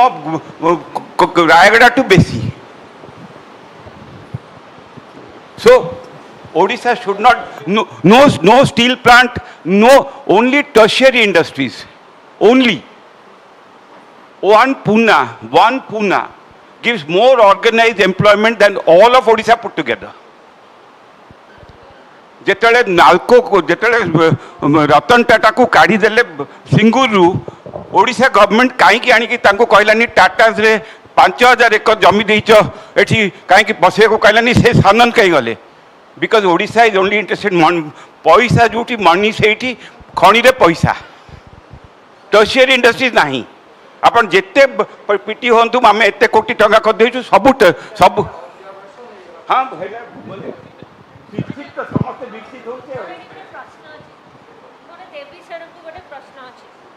sir आपण मैंने 24 वर्ष 25 वर्ष power रे रहिले आमे एक रोइनु आमे भाग्य रे थेलु बीजेपी संगे रे 9 वर्ष अच्छा अच्छा हो सर पंचू भाई थिले त अर्थमंत्री हो सर तापर पुनी 15 वर्ष आमे थेलु कोंतु हो सर जे भी कथा होची जे बिजु स्वास्थ्य कल्याण योजना एटा आपण माने को आपण कहले जे आपण बे फिस्कल डेफिसिट रे नाहंती देखेले आपण केमती विया now we have more money now हां तो आपण को प्राइमरी हेल्थ सेंटर आ कम्युनिटी हेल्थ सेंटर रो इंफ्रास्ट्रक्चर को इंप्रूव न करी की आपण गोटे इंश्योरेंस स्कीम काहे के इंट्रोड्यूस कले प्राइवेट इंश्योरेंस नंबर 1 मैडम मु कहि दिए सर मु सारे प्राइवेट इंश्योरेंस कंपनी मान को पैसा न दे की आपण माने सेही पैसाटा पब्लिक एक्सपेंडिचर काहे कि मु सेही टाइम रे सर किट यूनिवर्सिटी पाठ पढौथिली आ मु गोटे स्टडी करथिली यूनिसेफ बिहाफ रे तुठी हमें आपनकर सबु तीनटा जिला मलकानगिरी कोरापुट रायगडारो सबु पीएचसी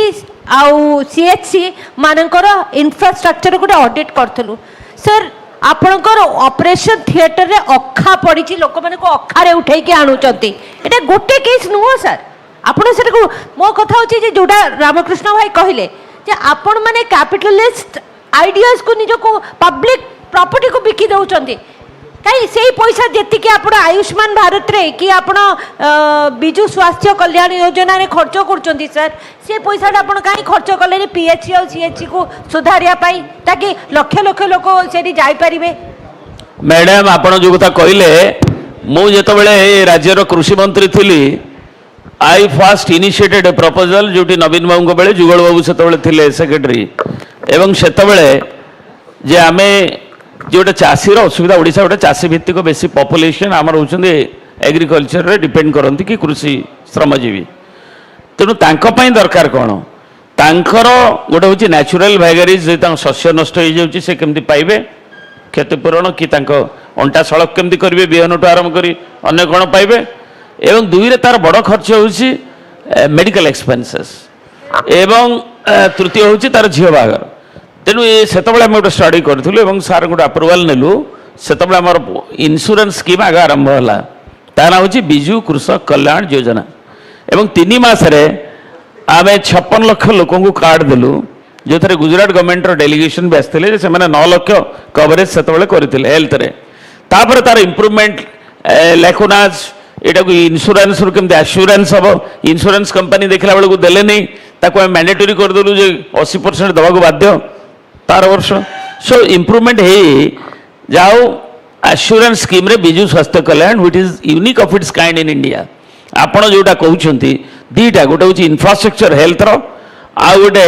होची अफोर्डेबिलिटी एवं आमर एक्सेस टू गोटे कहीं गाँव लोक जदि बिजु स्वास्थ्य कल्याण कार्ड पाइकरी जदि तार भल्व हार्ट रो चेंज करि पारुची जदि से facility Malkangiri may not gate किंतु ता संगे आपण जोटा कहले आम डिस्ट्रिक्ट रो जो टर्शियरी हॉस्पिटल गवर्नमेंट रो अछि प्राइवेट हॉस्पिटल तो आपन को किट्स रो अछि तेणु टर्शियरी हॉस्पिटल एवं डिस्ट्रिक्ट लेवल हॉस्पिटल सेकेंडरी और प्राइमरी ये तीनटा सेक्टर भितर तार इम्प्रूवमेंट एवं अप टू एएनएम सेंटर बहु पैसा इंफ्रास्ट्रक्चर दिया जाइछि एवं ताकू आम नेशनल हेल्थ मिशन एवं अन्यर टॉपअप जो काम गुड़ा भी करा जाउछि तेणु इंफ्रास्ट्रक्चर करा जाउछि किंतु मेजर प्रॉब्लम थिला डाक्तर गाँव में रहु नथिले तेणु डाक्तर मानक पई प्राय 13टी मेडिकल कॉलेज ताकू करा गला एवं होपफुली आम टार्गेट रखिथिलु जे भाई 23-24 आम प्राय ओडिशा गोटे ब्रेक इवन जी रिक्वायरमेंट होची जी बाहर को पलाउछंती 20% से डाक्तर अवेलेबल हम कहीं गाँव में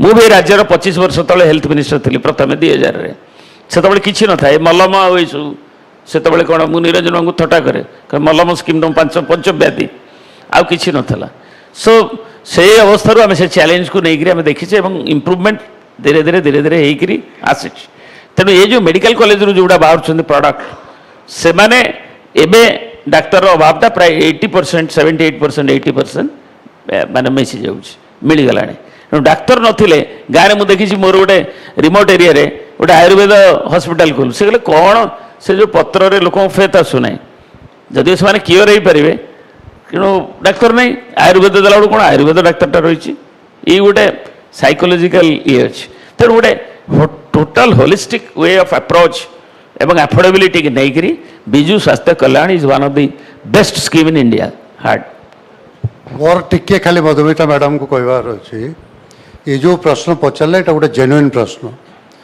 सरकार माने मु बिजु जनता दल रो बीजेपी रो मु कार कहूँ चाहूनी एमानकर ये स्कीम प्रचलन करने पछरे गोटे पॉलिटिकल इकोनॉमी अच्छी सेटा कौन आपण सेटा होउची आपण हायर एजुकेशन पाई लोन देवा कॉलेज ये आपण बिजु स्वास्थ्य कार्ड देवा ये होउची प्राइवेट एजुकेशन इंस्टीट्यूट और मेडिकल को पैट्रोनाइज करवा लोकों को साहाय्य करवा नारे छतु फुटिला भाया घरोई शिक्षानुष्ठान घरोई हॉस्पिटल खुलिवा ताको पैट्रोनाइज करवा यहाँ हूँ समानकर जो इकोनॉमिक एजेंडा से इकोनॉमिक एजेंडार यहाँ हूँ गोटे पार्ट से टंका को आम इन्वेस्टमेंट करी जदि प्राइमरी रु आम प्रॉपर्ली इंफ्रास्ट्रक्चर तैयारी करी पारंतु ताले मु भावुची अपोलो हॉस्पिटल रे बिजु स्वास्थ्य कार्ड चिकित्सा पाई एते लोक आसंते ना गोटे रोबस्ट सिस्टम बनेवा जे बना जाऊ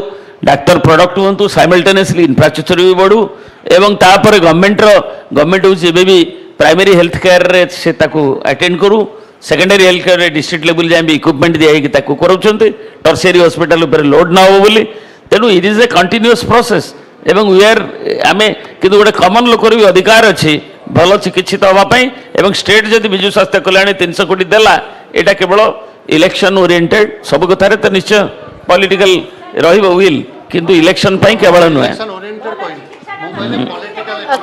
पॉलिटिकल इकोनॉमी नुहे मोर गोटे प्रश्न अच्छी प्रश्न ये तीन जन अच्छा जो मैंने पूर्वतन मंत्री से दृष्टिकोण ये प्रश्नटी ये पचारुची जिते बड़े आपण मानक सुजोग मिलूँ आपण मैंने आपण मान समय जहाँ जहाँ भल होती कहते मुझे तीन जन गोटे गोटे लाइन रे जानवा चाहूँगी जे सेतिकी समय कौन आपण करि ना गोटे गोटे कहतु जोटा करि थांते तीन जन चाहिए आपण तीन जन पूर्वतन मंत्री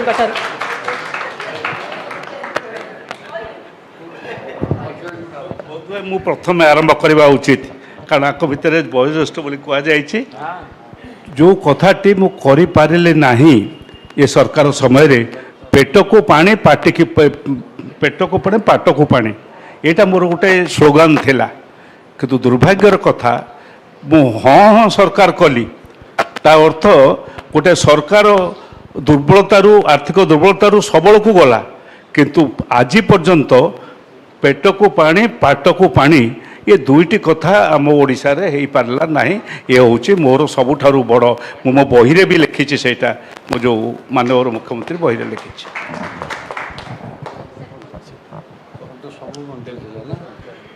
ହେଇନି ବୋଲି ମୁଁ ଆଇ ଏମ୍ ନଟ୍ ଏ ପେସିମିଷ୍ଟିକ୍ ଏବଂ ଅପ୍ଟିମିଷ୍ଟ ଯେ ବିଭିନ୍ନ କାର୍ଯ୍ୟ ହେଇଛି ଏବଂ କିନ୍ତୁ ଆଉ ଯେଉଁ ଆମ ଅବଧି ଭିତରେ ଗୋଟେ ବିଭିନ୍ନ ଗଭର୍ଣ୍ଣମେଣ୍ଟର ରେଗୁଲେଟରୀ ପ୍ରୋସେସ୍ ଅଛି ବିଭିନ୍ନ ଇଣ୍ଟରଭେନସନ୍ ଅଛି ଜଣେ ଦେବୀ ମିଶ୍ର କି ପଞ୍ଚାୟନ କାନୁନ କି ପ୍ରସାଦ ହରିଚନ୍ଦନ କି ରାମକୃଷ୍ଣ ପଣ୍ଡା ଚାହିଁଲେ ସେ କରିଦେବେନି ତେଣୁ ଗୋଟେ ସିଷ୍ଟମରେ କିନ୍ତୁ ଯେଉଁ ଡେଭଲପମେଣ୍ଟ ହେଇଛି ଆମେ ତାକୁ ନିଶ୍ଚୟ ଆପ୍ରିସିଏଟ୍ କରିବା ଏବଂ ଆମେ ଯେଉଁ ସର୍ଟ ଆନାଲିସିସ୍ କରିକି ତାର ଭିତରେ ଯେଉଁ डिफिकल्टीज अच्छे ताको ओडिशा रे मु भावुची जे जदि आमे जो टाइम रे 8-10 रु आमे ता आगु को जो आसेला बूम आसेला से टाइम रे जो न्यूक्लियस इंडस्ट्रीज आसेला काहे कि रोजगार बढ़िया पई से न्यूक्लियस इंडस्ट्री गुडा करो तांको आमे बाध्य करिवार थिला ता संगे डाउनस्ट्रीम पई भी तमे एमओयू करो एवं डाउनस्ट्रीम एनसिलराइजेशन एवं कौन कौन हम तार वैल्यू चेन ताकू पूरा करो एवं कले तुमको खणी पई सुपारिश करा जिवो एटा हितले भलो हिता so that income है thank you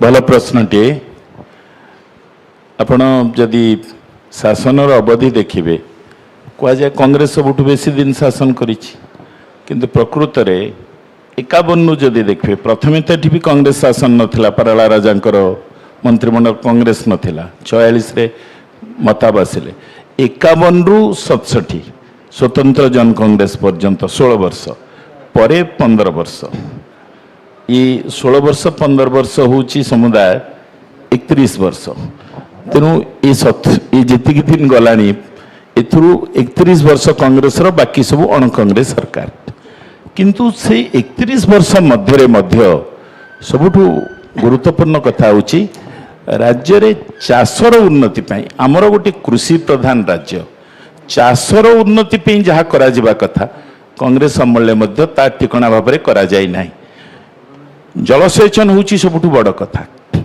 जलसेचन आज आम हिसाब दौचु जलसेचन ने बहुत आगकू किंतु प्रकृत रे जहाँ सर्टिफाइड एवं जहाँ प्रकृति रे इफेक्टिव केनाल तलमुंडा पर्यंत पानी जाऊनी मु तार ब्लॉक क्वारी जो कहते 35% करेंगे 3% बलांगीर थिला एबे 10% भी जाइनी एवं केनाल रे तलमुंडा को पानी जाऊनी जलसेचनटा सबुठु बड़ कथा पीवा पानी कथा उल्लेख करागला आमर एबे भी जो 55,000 गाँ अच्छी 55,000 गाँ रु गला वर्ष जहाँ रिपोर्ट 23,000 गाँ को जो विशुद्ध पानीय जल पोर्टेबल ये जो पानी जाऊँ पोर्टेबल ड्रिंकिंग वाटर भाविले 55,500 गाँ रु जदि 23,000 गाँ को आम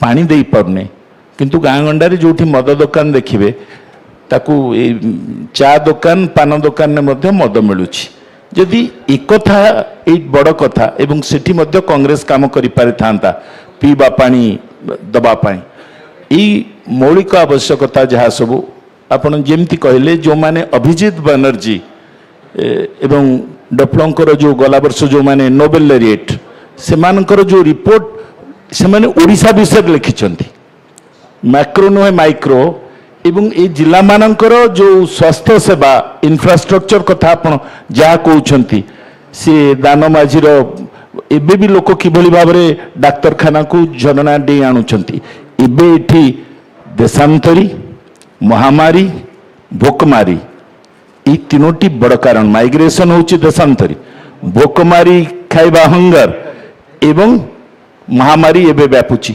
लोक जाजपुर जिल्ला रे जेतिकी लोक मरी छंती एवं से जो बैक्टीरिया जो वायरल वाइब्रो कलेरा सबुठ फैटल काशीपुर रे से अवस्था एवं आईसीएमआर कथा प्रमाणित कर सारी वाइब्रो कलेरा अच्छी एठी किंतु सरकार मान ना कौन सरकार ताको मान ना तेणु ये अवस्था को दूर करिबारे सेतेबेले काम करा जाई परथांता करा जाई नाही एबे करा जाऊ आमे समस्त मिसी करिबा खाली सरकार ऊपर को ए दायित्व मुंडे लदिले हबनी आमे समस्त मिसी करिवार आवश्यकता अछि धन्यवाद आउ सुप्रिया जो क्वेश्चन टा कले आउ समस्ते एडमिट कले तांकर जोटा करि पारि नाहंती आउ लास्ट प्रसाद भाई आमर 1.5 घंटार डिस्कोर्स भितरे जहाँ मूल प्रश्नटा प्रशांत भाई कहीदेले जे बहुत किसी करिवार अछि सही महामारी अछि सही माल न्यूट्रिशन अछि आ गरीबी अछि इनइक्विटेबल डिस्ट्रीब्यूशन अछि आगू बढ़िबा लंच रेडी अछि चलंतु समस्ते लंच करिबा तापरे पुणी नेक्स्ट सेशन आरंभ करिबा।